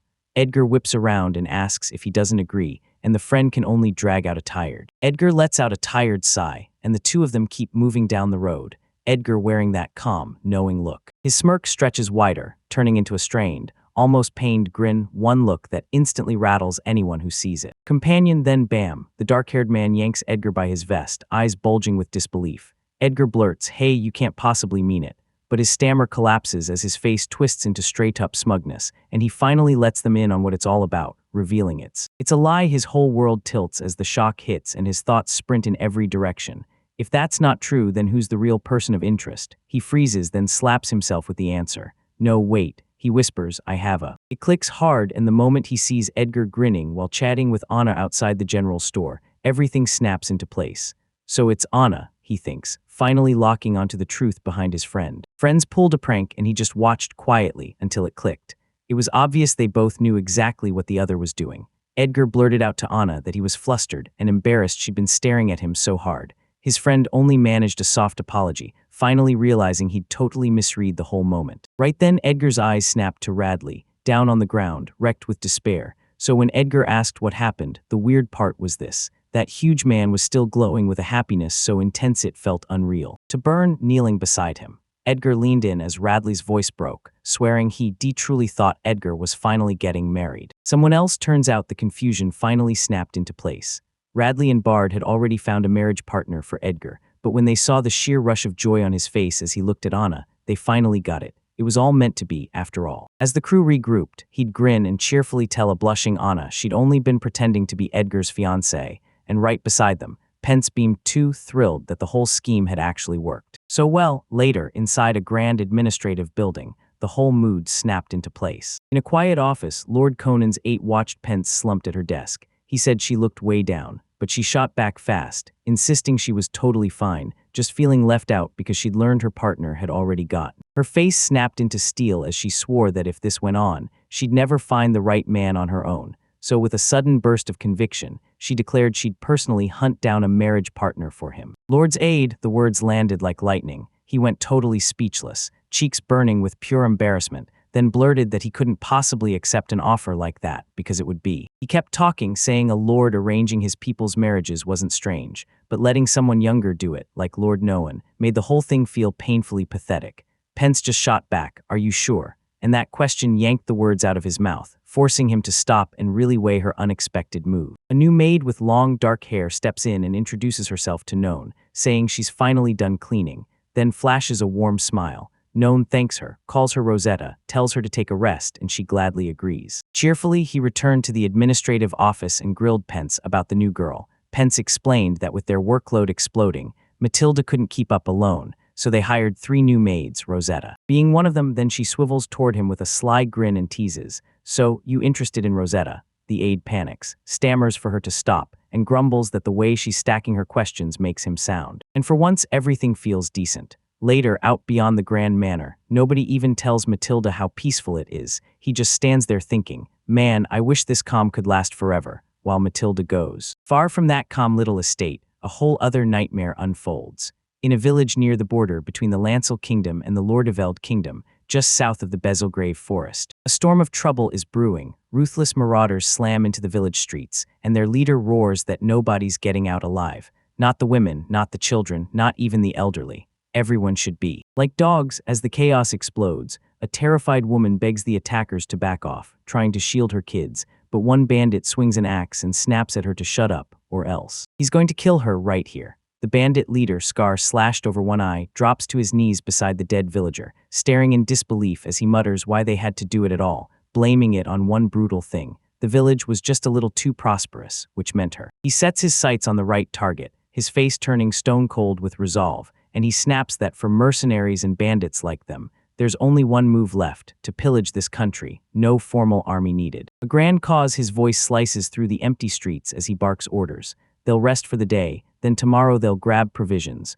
torch the village to the ground, and march north, and he makes sure that message gets passed to everyone. In his office, Nonelquist gets hit with a nasty report. Pence rushes in and tells him a merchant just back from the west swears a massive band of bandits, more than 100 strong, is wrecking the region, and None can't ignore it because that kind of force is a real, looming threat. She blurts it out next. These aren't random raids. The bandits are methodically smashing small villages and butchering everyone inside. And even with how brutal it is, Pence has to admit they've got zero solid intel right now on who's really running the show or what they're aiming for. After hearing that, mercenary Yuri snaps to the obvious truth. These bandits aren't random. They're being steered by someone sharp who knows the terrain like the back of their hand. Bart nods hard, because this isn't a bunch of messy rabble anymore. This is a real, dangerous enemy. Then Pence drops the missing piece. The Royal Army has 10,000 soldiers tied up guarding the border, so they won't step in to crush this threat from the inside. She presses a finger to her lips and makes it crystal clear. Those nobles in the afflicted territories are supposed to fix this themselves. But then she snaps the truth into place. A bandit crew bigger than 100 is far too much for any one noble house to crush on its own. Alone, Pence lays out the nobles' terrifying military mess. If any lord can't fix their own problems, they get called incompetent. But their power is tiny. A mid-tier noble might have just 100 soldiers, and even a top-tier one tops out around 1,000. Down in the lower ranks, like the nobles under Viscount Olquist, some don't even have an army at all. Since the kingdom won't lift a finger, the local lords are getting chipped away one by one. Pence can't help wondering if it's just a coincidence. And then at my desk, my chime pipes up, claiming the bandits in the southwest are pushing steadily north. That map doesn't snag anyone's attention, because it shows the bandits' exact spot next to his northwest Olquist turf in relation to it. He whips around to Pence and admits her area knowledge is stronger, then fires off. So what do you think? How dangerous are their defenses? He blurts out his thoughts, convinced those bandits can't possibly know about the Belgrade Forest development, and they'd never dare step into it. So yeah, it feels crazy that they'd hunt him down in his far northwest territory, but that tiny spark of doubt still won't die. His face hardens the moment the truth hits. His territory is mostly untouched, and the north is sealed off by jagged mountains with zero escape routes. If a massive enemy force barrels in, they'll be trapped like prey. And if anyone dares strike his lands, he knows it won't be a fight, it'll be a full-on battle of annihilation. Once he made his choice, he cut the interns from his mercenaries and barked that it was time. Everything starts now. He ordered Yuri, Pence, and Radley to drill the citizens for combat, while Bard stayed on intelligence duty, hunting answers nonstop. Every single one of them nodded and accepted their new roles. A soldier faced Matilda, but her face gave nothing away. Meanwhile, in his own territory, Lord Nolan leaned in to his loyal aide with an urgent request, begging for her help more than ever, and Matilda simply nodded, locking in her loyalty without a word. She weighed how serious this all was, praying deep in her bones that every one of these preparations would turn out to be for nothing. Her mind was locked on a razor-thin balance of power, one fragile setup hanging between the Olquist Eastern Territory, the Conan's Viscount Sea, and the neighboring Levitt Territory. Meanwhile, out in the Knet's Viscount Sea, Lord Arnold Knetz pored over a grim report, muttering about how bandit crews keep terrorizing the far-off borderlands. His aide reminded him that their northwest land has always been a battlefield, fending off refugees and bandits alike, so the Viscount just let out a tired, weary sigh. He grimaced hard, already seeing it in his head, the endless flood of desperation, refugees and bandits alike, all pushed out of their own lands and crashing into his territory as their final, desperate stop. This surge sparked pure chaos. He knew mishandling the refugee crisis would only bulk up the bandits' numbers, and with nowhere left to run, they'd tear everything apart, so he whipped to his help and demanded confirmation. Was it true this bandit crew was being run by ex-soldiers? Hearing it hit him like a punch. His face fell as he stared across his domain, and the threat's weight crushed down on him. He started crunching the odds right there, blurting every thought out loud. His territory had 10,000 plus citizens and over 200 refugees, and decades of peace had left his soldiers woefully untrained, so he figured a direct clash would smash his forces with devastating losses. He spun away from the window, panic and ideas colliding in his head, and he kept asking himself if there was a way to smash those pesky bandits with barely a scratch, and somehow flip the whole disaster into his own win. A sharp glint flickered in his eyes, and right then a cold plan snapped into place as his face tightened with grim certainty. Resolve was Conan's subordinate, but she couldn't bring herself to approve. She felt powerless against his scheme, yet she refused to sit back while her own land was in danger, so she made up her mind to use the Ulquist territory for her own play. While everyone else was scrambling, the Viscount slid pieces across a map of the region, plotting every move. He'd spread the bandits' name through the southern farming villages of the Ulquist territory, so it looked like they'd be heading there. And the second the bandits crossed into Ulquist land, he'd slam reinforcements into place to rescue the territory. His plan was simple and ruthless: hit the bandits from both the west and the east, wipe them out completely, and then claim his forces had saved Ulquist territory, giving him huge political leverage. He decided that in a world of nobles where results ruled everything, this was the smartest move to guard his own interests. And with a sharp click, he knocked his chess piece down, crushing the plan into place. Elsewhere in a kingdom southwest, a ravaged village sat in ruins when a bandit leader loomed over a wounded man, blade poised. The villager, soaked in blood and fear, begged for his life, swearing he'd hand over valuable information if they spared him, and the bandit leader finally leaned in, ready to decide. Spitting blood, the villager finally found his voice, and begged them to take a road north, right past the lands owned by that noble family. Family, he leaned in and said, to the west of Conan's land sits Ulquist territory, small, overlooked, but fresh off a jackpot, a rich jewel mine. He grinned and added that it made for a tour that was both easy and wildly profitable. The villager said the kingdom's northwest led nowhere, slammed shut by the Knet's lands, so the Ulquist territory was the only real way through. The bandit leader's face went stone cold. He'd heard the exact same tale in another village he'd ransacked just days ago, and now he knew it was a lie. He grabbed the man and demanded to know who sent him and what they wanted him to do. Without another word, he slammed his blade into the villager. Cold as steel, he pressed the dying man forward, then kept his next move a terrifying secret. Mystery hangs in the air as the fight's debris settles. Then a brand new bandit boss drives his massive greatsword into the dirt and tells his crew this is the final spark of resistance from the Ulquist territory.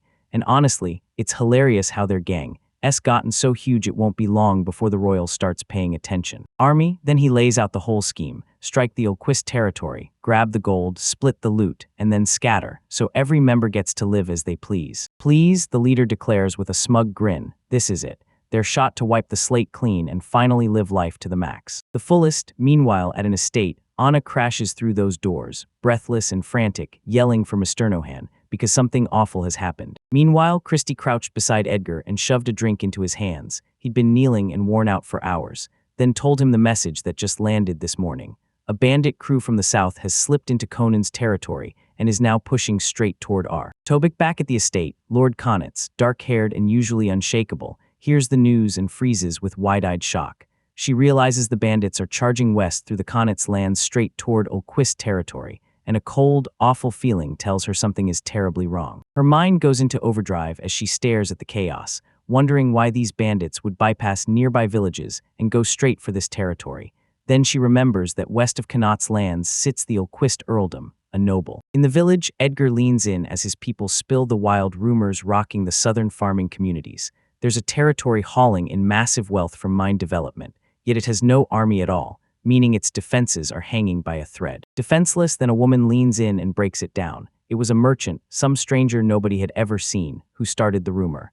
She got suspicious and pressed him for answers, but he just kept selling like nothing was wrong, casually tossing the information into the air. In his office, Lord Knit snaps open a fresh report and learns the bandits are charging north, and he immediately realizes the only noble who'd profit from steering them straight into Ulquist territory is the one who knows the real truth about its pathetic defenses, right down to their meager defenses. Elsewhere, the moment news hit about the invasion coming, no one could stop the dark, knowing Grin Ulquist war as he twisted his way into a plan.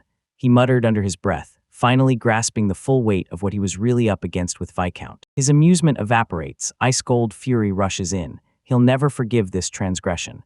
The Ilquist domain is a paradise he built for his beloved people, a sanctuary he refuses to let be ruined. He's just crushed it, then whips around to a young soldier named Bart and demands confirmation. Does she really get how big this is? And when it hits, she snaps back that the bandits number 100, and if they sprint, they'll be there before fall. Morning, a confident grin snaps onto his face, and he clocks the fact he's got a grace period that stretches for more than. After half a day, Bart watches his subordinate, still calm, still composed, and he can't stop staring, totally confused by his strange reaction to the big rave news. No one then turns to his most trusted attendant, Matilda, and orders her to round up everyone for a meeting. She salutes him, but the rest of her sentence never gets out. The hesitation was swallowed whole, and soon after that, the key figures guarding and running the Ilquist territory all gather in. In the main hall, no one sits on the throne at the head of that long table. No ruler, no council in his shadow, just Matilda, the mercenaries Yuri and Mai, Pence and Radley, refugee leader Edgar, shop assistant Anna, young strategist Christy, and the rest of the group waiting in tense silence. And the soldier Bard, he strides up and declares, rock solid, that they're going to win this fight, then lays it all out.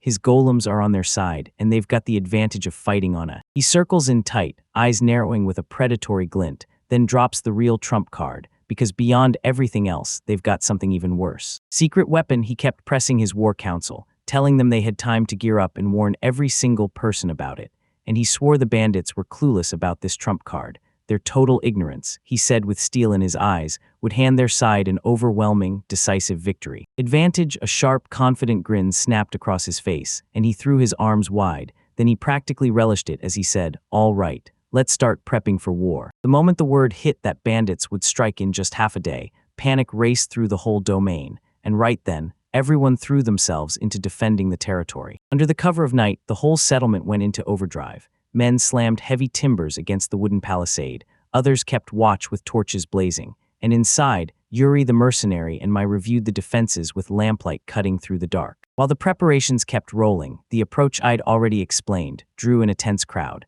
people who'd seen it, watching from near Matilda, with anxious villagers gathered around her, mostly women and children, waiting as I finished delivering her report. Her face stayed calm and professional, but one lone bead of sweat on her temple gave away just how crushing the pressure really was. Then she whipped around to Yuri and laid out the evacuation plan. Women and kids would vanish into the nearby forest, and if the men got crushed and the forest got breached, they'd bolt straight for Viscount Knit's territory.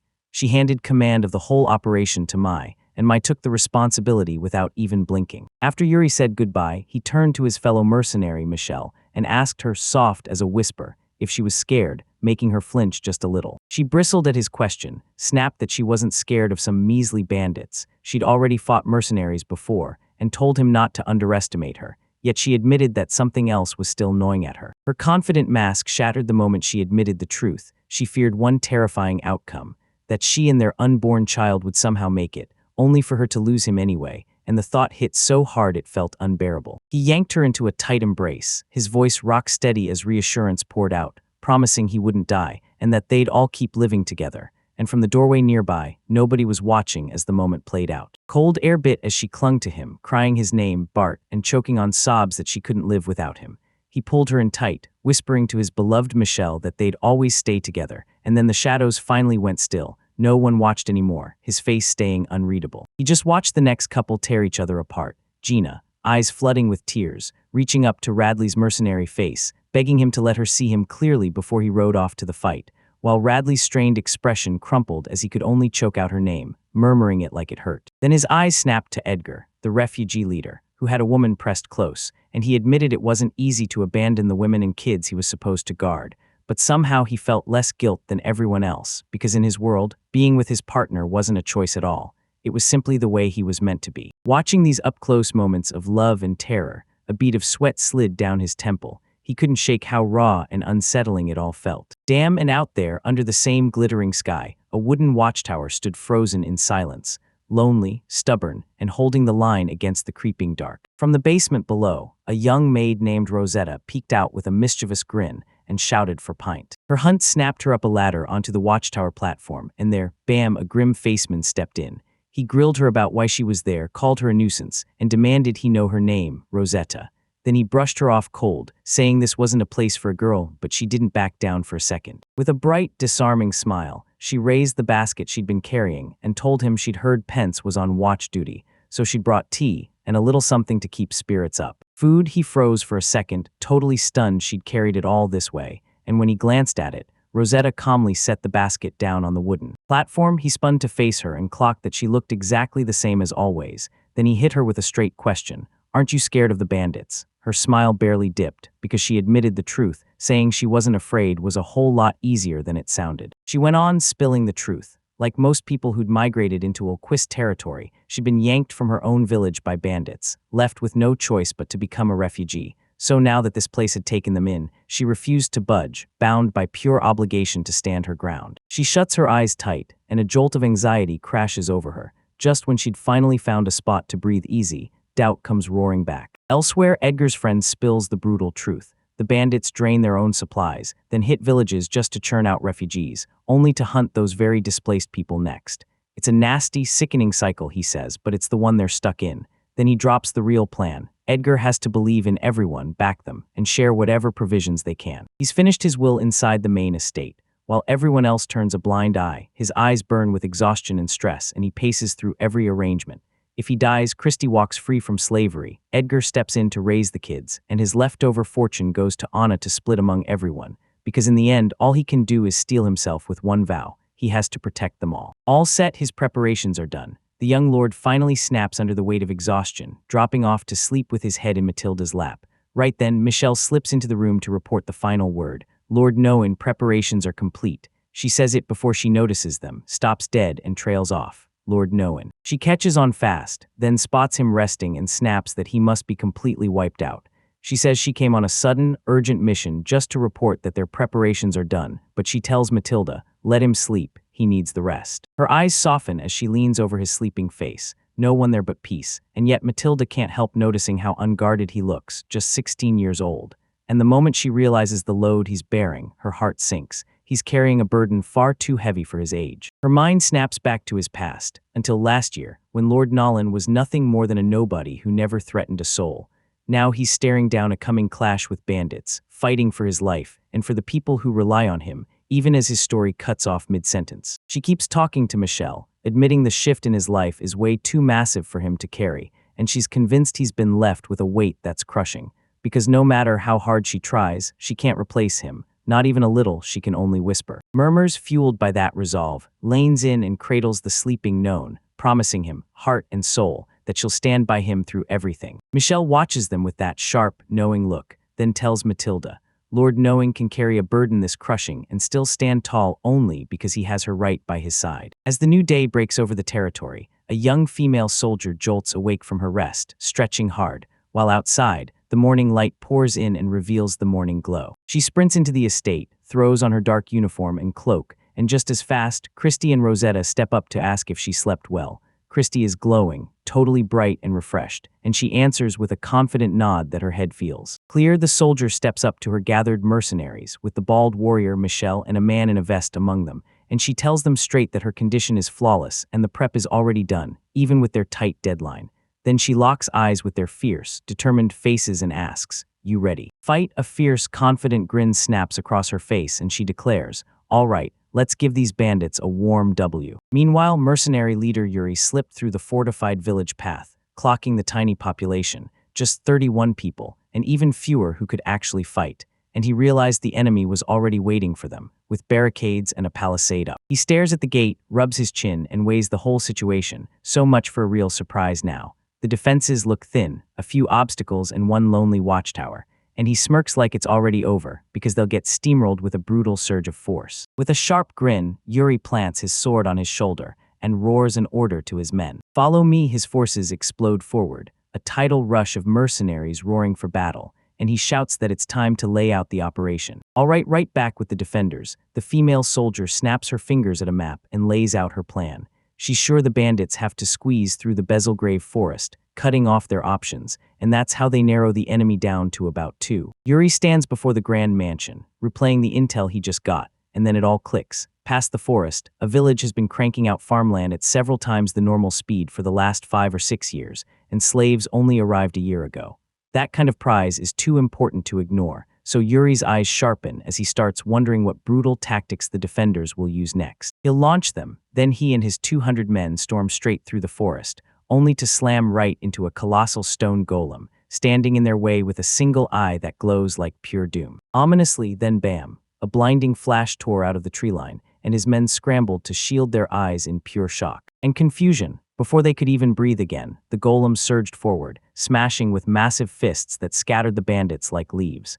The second-in-command's forces roared in raw disbelief, demanding answers as if this monster can construct. From the shadows, a young woman in a dark uniform burst into view, a magical sigil glowing over her hand. Yuri snapped, calling her a sorcerer, and she shot back that he was right, admitting she was a mercenary. She spun on her heel and sprinted straight for the village gate, yelling to two beastkin women that she'd taken point and would need them to carry out their part. She fired up the comms and snapped a report to her commander. Bart Yuri was leading the enemy, and they'd probably shrug off the golem and charge straight for the village. Then she laid out the plan. After baiting them to the marked spot, she and Matilda would fall back to the gate, and Bart only nodded, ordering her to carry it out the right way. Preparations complete, she climbed to her post on the village's wooden palisade, leaned over the edge, and watched the bandits thunder toward her.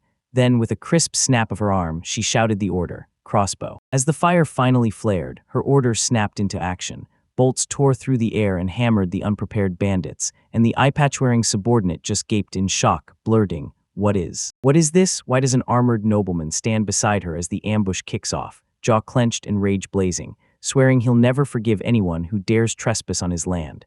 Then the female soldier just stays ice calm and fires back that his personal vendetta has nothing to do with the plan. At the wooden palisade, the battle's wreckage crushes the air, arrows everywhere, blood soaking the defenses. An older man grabs Mai's attention, demanding to know if this is all that's left of the village and whether anyone still lives and needs help. Mai stares at the massacre and her stomach drops. This is way worse than they ever told her. This so-called happy domain only survives if its people bind together, or before the bloody clash even kicks off, Damien, goggles strapped on, bursts into the scene with a freshly forged crossbow for Mai, grinning as he demands, Are we really going to mass-produce this? Mai, with Matilda and Michelle right beside her, snaps back that yes, that's the plan.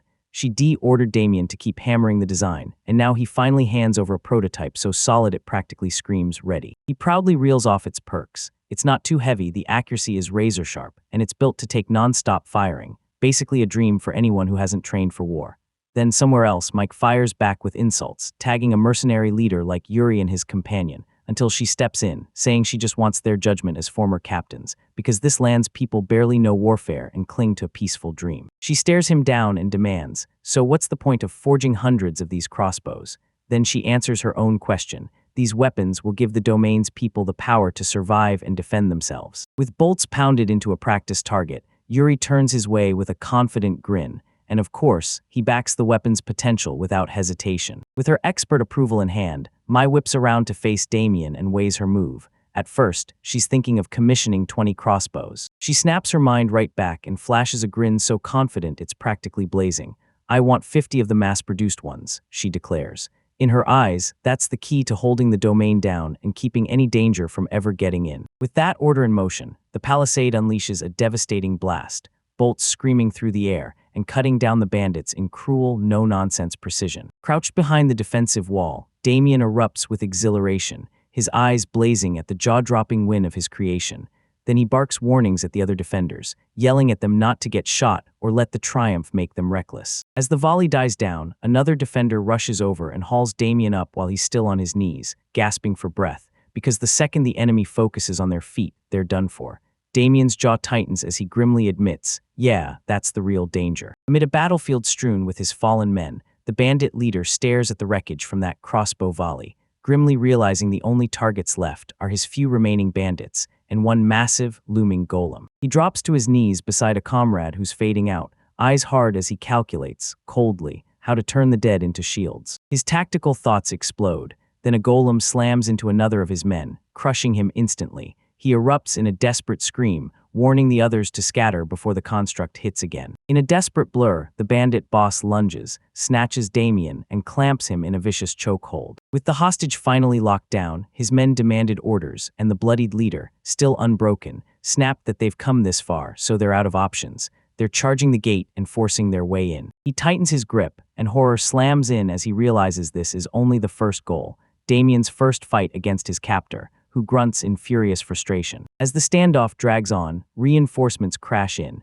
and she slips through the bandits like a phantom, her blade flashing as she drops them one after another with ruthless precision. Right as the chaos rages, another soldier lunges in and her sword snaps an attack aside, but down below, without anyone noticing, Christy, the young girl, starts weaving a deadly intricate spell, her hands blazing with magic. Once the spell was done, a jolt of power shot into the golem. Its one eye flared with a deadly glare, then it smashed the nearest band member's head to pieces. Bandit chaos, now its pure berserker rage. The golem whips its mindless fury onto the rest, smashing and tearing through their ranks like a storm. Their rampage tore on stone and rage, spinning through the bandits like a storm, and right in the middle of the chaos, their leader bellowed in pure desperation, sword up and poised, screaming for an opening, any crack to escape. But as his men dropped one by one bleak thought finally surfaced. Is this where we? In the end, he tried to crawl out of that life, only to find a spot where nobody knew his name and peace finally felt within reach, until he understood the truth. This happiness was being taken from him, and punishment was already closing in. That hit him like a thunderclap, his face contorted into pure rage. He clenched his teeth and sweated through the strain, furious, because it felt like everything he fought to build was getting yanked away from him again. Damien, his furious eyes locked onto him, and he made one thing clear. Even if they all got wiped out, he wouldn't go down without a fight. He tore into Damien, blaming him for everything, shouting that it was the kid's fault his future was dead, and with that, dark energy started crackling around his outstretched hand. He lunged forward, face twisting as power surged through his veins. Christy immediately clocked the technique. That was body-strengthening magic. Swearing he'd tear them apart, the bandit leader hurled his sword downward, his whole form now radiating a deadly aura. Right when the blade was about to land, a new fighter crashed in. A young woman with rabbit-like ears popped into the scene and smashed the attack away with a thunderous kick, sending the bandit leader stumbling back in shock. She flipped the script in an instant, slapped her advantage down hard, called herself an eyesore, and swore he'd regret ever messing with her. Then she surged forward with pure fury to drive in the strike. Again, her charge rammed straight through, sliding past those bandits and landing right beside Christy. And in one fierce, protective hug, she pulled the younger girl close, swearing with absolute conviction that fighting and living right here, at her side, was her real happiness. The bandit leader, blood pouring and dazed, stared as everything played out, her words hammering into him like memories from his past, snapping him back to his mercenary crew, who once swore that serving under him was their happiness. And then a tear slid through the grime on his face, as if it hurt to remember. A brutal impact smashed the memory into pieces. Then the bald man from his past, his former commander, materialized and slammed a devastating kick into his head, blasting a spray of blood into the air. Shattered, then his boot landed with a brutal crunch, blasting a spray of blood across the floor. As the bandit leader crumpled to the ground, another figure surged forward. She declared the boss was dead, demanded the rest drop their weapons, and told them to surrender if they wanted to live, while a soldier nearby rushed to report everything to the mercenary leader. Yuri, meanwhile, Bart stood frozen over the butchered body of his old subordinate, silently seething. Then Yuri caught up to his partner, Mai, and demanded if she recognized the man, and Mai nodded that it was the mercenary leader they'd hired for a job years back. I told Bart back then you didn't look this grim. He nodded, and admitted that his face now looked totally different. He paused, took it all in, and realized how lucky they were to have crossed paths with Lord Knowing. Everyone echoed that same belief, and out in the field, one of Knowing's soldiers stared at the recent events with a grim, serious look. Right on cue, she bolted to her commander and shouted for Lord Noah, saying she had an urgent report about Bart and a road patrol, then told him plainly that it wasn't about more bandits, but something far more pressing. The soldier told her that a pack of heavily armored knights had been lurking beyond the village before slipping away, and her eyes snapped wide with dread as she realized, almost certainly, those were Viscount Cone's men. Connacht's army, days later, inside Viscount Connacht's own domain, tensions started to boil. The pressure kept building, and the whole tension hung on the lord's every move. Viscount Connacht sits there with his hands clasped, his face locked in pure stress and frustration, replaying every twist in his head. Then he blurts out, "How in the world did it come to this?" He keeps glancing back to the first signs of intelligence, rumors already buzzing that the bandits weren't marching for his own lands at all, but for the Ulquist domain, so he sent out a report to verify it. Scouts burst in, report in hand, saying the bandits had crossed into Viscount Ulquist's territory, and with Ulquist's people already trapped under siege, Connacht smelled his opening and snapped into action, rallying his men to hit the bandits hard. He drives it from the rear and admits his troops may grumble at the sudden order, but he shrugs it off. If they're still breathing, that's a price worth paying.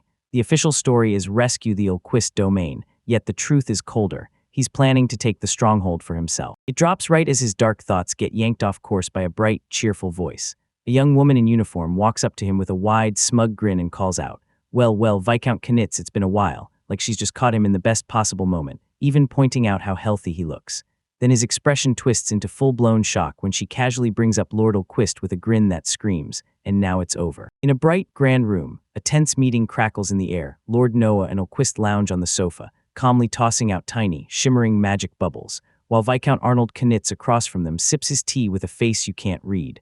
Behind every one of them, their guards stand ready, and the hostility hangs there like a drawn blade. He watches Noan refuse the drink outright, eyes sharp with full-on vigilance, and the moment his thoughts click into place, he realizes it. Noan can't afford to take a sip, so he has to shove the conversation somewhere safer, and the Viscount can't miss that nearly venomous glare on the young lord's face. Meanwhile, one of Conan's subordinates, this short-haired, dark-haired woman, skips into his presence with a bright grin and reports the latest news. The Viscount pats her on the back for her recent win, then she drops a jaw-dropping bombshell. She's heard his domain's population got chopped down by 200 bandits. A dark realization creeps in. No one's safe. He snaps to the truth. Konitz must have lured the bandits straight into his own territory, a twisted plan meant to shield his people. And that chilling doubt about the Viscount's methods starts clawing at him, deeper and deeper. The Viscount freezes in shock as the meaning hits, so the bandits showing up wasn't random at all. It was Noan's counterplan in motion. His subordinate's smug grin seals it. Now the Viscount realizes this isn't just a warning, it's judgment, and he has to move right now. His unease keeps climbing every time he glances around and finds no entourage in sight, because Viscount Ilquist is right there, and the warriors posted behind him aren't even pretending to hide their murderous intent. He can't stop wondering why nobody's anger is cooling, and he has no clue what could fuel such loud, brazen aggression. Then a chilling premonition starts to claw its way into his mind. With his composure visibly unraveling, the Viscount shoots up from his seat, turning pale as control slips away. Then he whips around to Nolan, ready to face this head-on. No one dares cut him off with a predatory grin. He leans in and declares that not a soul from his domain has fallen, all thanks to the killer new weapons forged by his blacksmiths. Then he snaps his fingers and orders a big, fur-collared mercenary to haul the newest weapon in front of everyone. The Viscount freezes, staring in horror at the very mention of it. The mercenary snaps into obedience and hoists that massive, crushing sack onto his shoulder like it weighs nothing. Then he strides forward, and Viscount Knick's aide can only stare, frozen in sheer shock and disbelief. The mercenary slams the heavy sack onto the floor with a thunderous thud, and Lord Conan's two aides jerk back in panic. Count Connate stays unnervingly calm. He snaps orders for his men to hold back and sheath their weapons, saying he's furious but they won't attack here, not under his watch. Then he pushes the mercenary forward, certain he'll deal with whatever shows up. An A reveals a whole new object, a slick, high-tech crossbow, and Knit studies it like it's dangerous magic. He says it's built to make up for weak arms and shaky aim, turning even a rookie archer into a deadly shot. No one gets the credit but him. He claims that arming his forces with this weapon would make his whole domain, small as it is, feel unstoppable, and then he says it all came down to mass-producing those crossbows, all because he controls golems. His words come alive as his golems smash the bandits apart, pinning them under a non-stop barrage of crossbow bolts, arrow after arrow, with zero mercy. Back in the present, nobody looks even remotely confident. He just presses a finger to his lips and calmly claims that a strike from 200 men is nothing, absolutely nothing to them. But when the number 200 hits, it smacks Lord Knix like a punch. His face drains of color as he realizes nobody has a clue about the real size of the bandits he's sending out. Nobody explains it, but this number is the size of the army his domain now commands, spelled out by the Olcaf family crest stamped on the battlefield. Konitz's stomach drops when the truth hits. No matter how hard he fights, even if he drains his own people for every last soldier, he still might not win. And then he sees it in his mind, Noan standing over a mountain of broken bodies, crushing everything in Konitz's way. He doesn't need a second guess now, he's already lost. And yeah, nobody gets the last terrifying word, especially him, because in that recent clash, his whole domain came out clean with not a single loss. Then he leans in toward the Viscount, grinning like a razor, and fires the question. How much damage does he think no one else's domain can even dare to deal? He told them that the second Viscount Knitz got enough military muscle to challenge him. The Ilquist territory had no choice but to fear him like a real war threat. Then with a chilling smile, he sneered that Knitz was talking from a position of weakness now, because after all that military pressure, he still got crushed. and that any invasion with a tiny force would be swallowed up fast by a nation of fellow countrymen. He kept going, saying they had to twist this strong-arm negotiation right now, because he just stepped into crushing power. Then he shrugged and said, if Knits were in his place, he'd act just as hard too, because trying to fight a feudal war against a superior enemy was just throwing hands into a wall. His verbal beatdown ended with a vicious taunt. He leaned in, snapped, Viscount Knits, what's wrong? And pointed out how ghost-pale his face had gone. The Viscount only trembled and sweated, too stunned to speak. Then he snapped his stance into place as a magical sigil flared around his hand, proving that what he'd just shown was only the start, nothing more than his ticket to start making demands. The Ilquist territory, he insisted, had its own situation and needed someone to fight for it. Across the room, Lord Conan finally admitted total defeat, then snapped his head to his subordinates and demanded answers. How could they calm Lord Ilquist and convince him to accept their surrender terms? Render, his female subordinate, shot in a sharp comment, scoffing that it was downright pathetic he owned up to his mistakes so fast, and the Viscount snapped back, recoiling like a wounded beast. Embarrassment hit her like a wave, then she whipped around and flashed him a grin, saying, no more waiting. I've got a request for you on behalf of my lord. The Viscount stared back, completely stunned by this sudden twist. With a bright, almost unnerving smile, she lifted a finger and declared her true role, an intermediate. The intermediary leaned in and started laying out the political map. Lord Berg's royal nobles have banded together, while the northern royal nobles, including the powerhouse House of Connors, are. She wrapped up her proposal with a jaw-dropping demand. She wanted Lord Knits to introduce her to that circle of nobles and slot her into their tight web of influence. And when the Viscount stared back, shock and pure confusion flashed all over his face. Fusion, she described a kingdom split into 5 rival worlds, northwest, northeast, central, southwest, and southeast, where each noble house forged its own faction, held together by shaky but crucial alliances. Joining one of these factions means you score major political and economic power, so when other noble houses come for you, there's a huge chance you'll get backup. Entry isn't handed out easily. These factions are built from upper-class nobles, barons, and even higher, while the lower-ranked nobles mostly act as middlemen. She told him that a low-ranked noble doesn't get in unless they've got enough land and wealth to back up their worth. Then she said the real deal-breaker is a powerful nod from an important noble in the faction. She leaned in and pointed out that the bandits they just wiped out gave them the perfect excuse, and all that was left was for Noan to step up as the introducer, and formally asked him to take his. She kept going and admitted her own house, Tsuchimikado, is stuck at the very bottom of the noble ladder, with her domain still barely getting started, so she figured joining the Northwestern Kingdom faction was her best shot at buying the safety she needed to speed her houses up too. With a confident smile, she demanded his cooperation, swearing she'd never tell a soul about the strategic matters tied to his domain. No one even bothered to take her proposal seriously until he did. The perks were too good to ignore, and it wasn't some crazy request on her end. It was the perfect, easy win for both of them. So he accepted, gripped her hand, and promised to introduce her, under her own name, to the nobles of the Northwestern Lordberg Kingdom. A month later, mid-December, one carriage rattled through the countryside, heading straight toward the Bechtelshamer Kite, where the Northwestern Kingdom's yearly social season was about to kick off, a gathering built for swapping secrets and cementing factional loyalty. With the bond set, the carriage, practically a beauty stolen from Konitz, rattled toward the Bechtelshamer Kite estate in Victoria's capital, and the woman of House Tsuchimikado leaned to the window, eyes fixed outside as she thought, just where should I unveil this, unless it's right in front of every noble from the northwest. Snow kept falling, and inside the estate, a breathtaking ballroom waited in silence, chandeliers blazing like they couldn't wait for the noble festivities to begin. She stepped in with the group and marched down the long corridor, hearing Lord Connate's address to Noan. Then Connate leaned in and asked if he was nervous. Noan swallowed and admitted this was his very first formal social event, and Connate clocked the calm on his face and knew he was hiding the real nerves, while Connate confessed he felt a little uneasy too and needed to confirm something. While he was still talking with the Lord, Matilda leaned in and whispered to Tsuchimikado. Was she really sure Noan's slave should handle the introductions? Tsuchimikado waved it off, saying everyone already knew how close she and Noan were, so if she just stayed quiet, any screw-up in the introduction wouldn't. Noan's went alone. After that quick exchange, the party marched straight up to a massive pair of double doors. Lord Knits flicked a glance back at Noan and snapped, "Do well." Then the doors swung wide, and a brilliantly lit ballroom burst into view. Beyond that, they pushed into the massive hall, where the air buzzed with the non-stop chatter of nobles who were already there, trading words and plotting their next move. Their finery hit like a spark, and when they stepped in, nobody missed it. Across the room, a bunch of noblemen snapped their heads around, their eyes locking onto the new one. Newcomers' whispers erupted almost instantly, rippling through the nearby guest clusters as they stared at no one's party, all curiosity and, with disdain burning in the air, Lord Konitz ignored the murmuring crowd and snapped his gaze to Tsuchimikado. "First, go greet the Marquis of Bechtelsheim," she just answered. Before she could move, a young noble in spotless uniform strode in and blocked their way, sneering, "Know your place, your ladyships." Then he smirked and introduced himself as Marquis Edmund Marshall. "So why are those lowly beast slaves paraded in a place like this?" Her insult didn't spark fear, it earned her only icy defiance.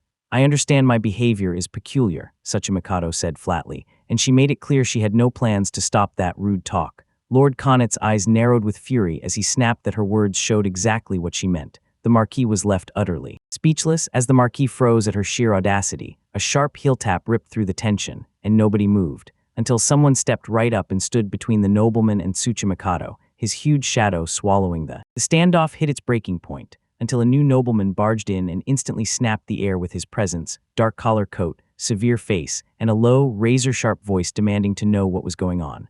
Tsuchimikado froze in the sudden silence, staring up with surprise flashing across her face.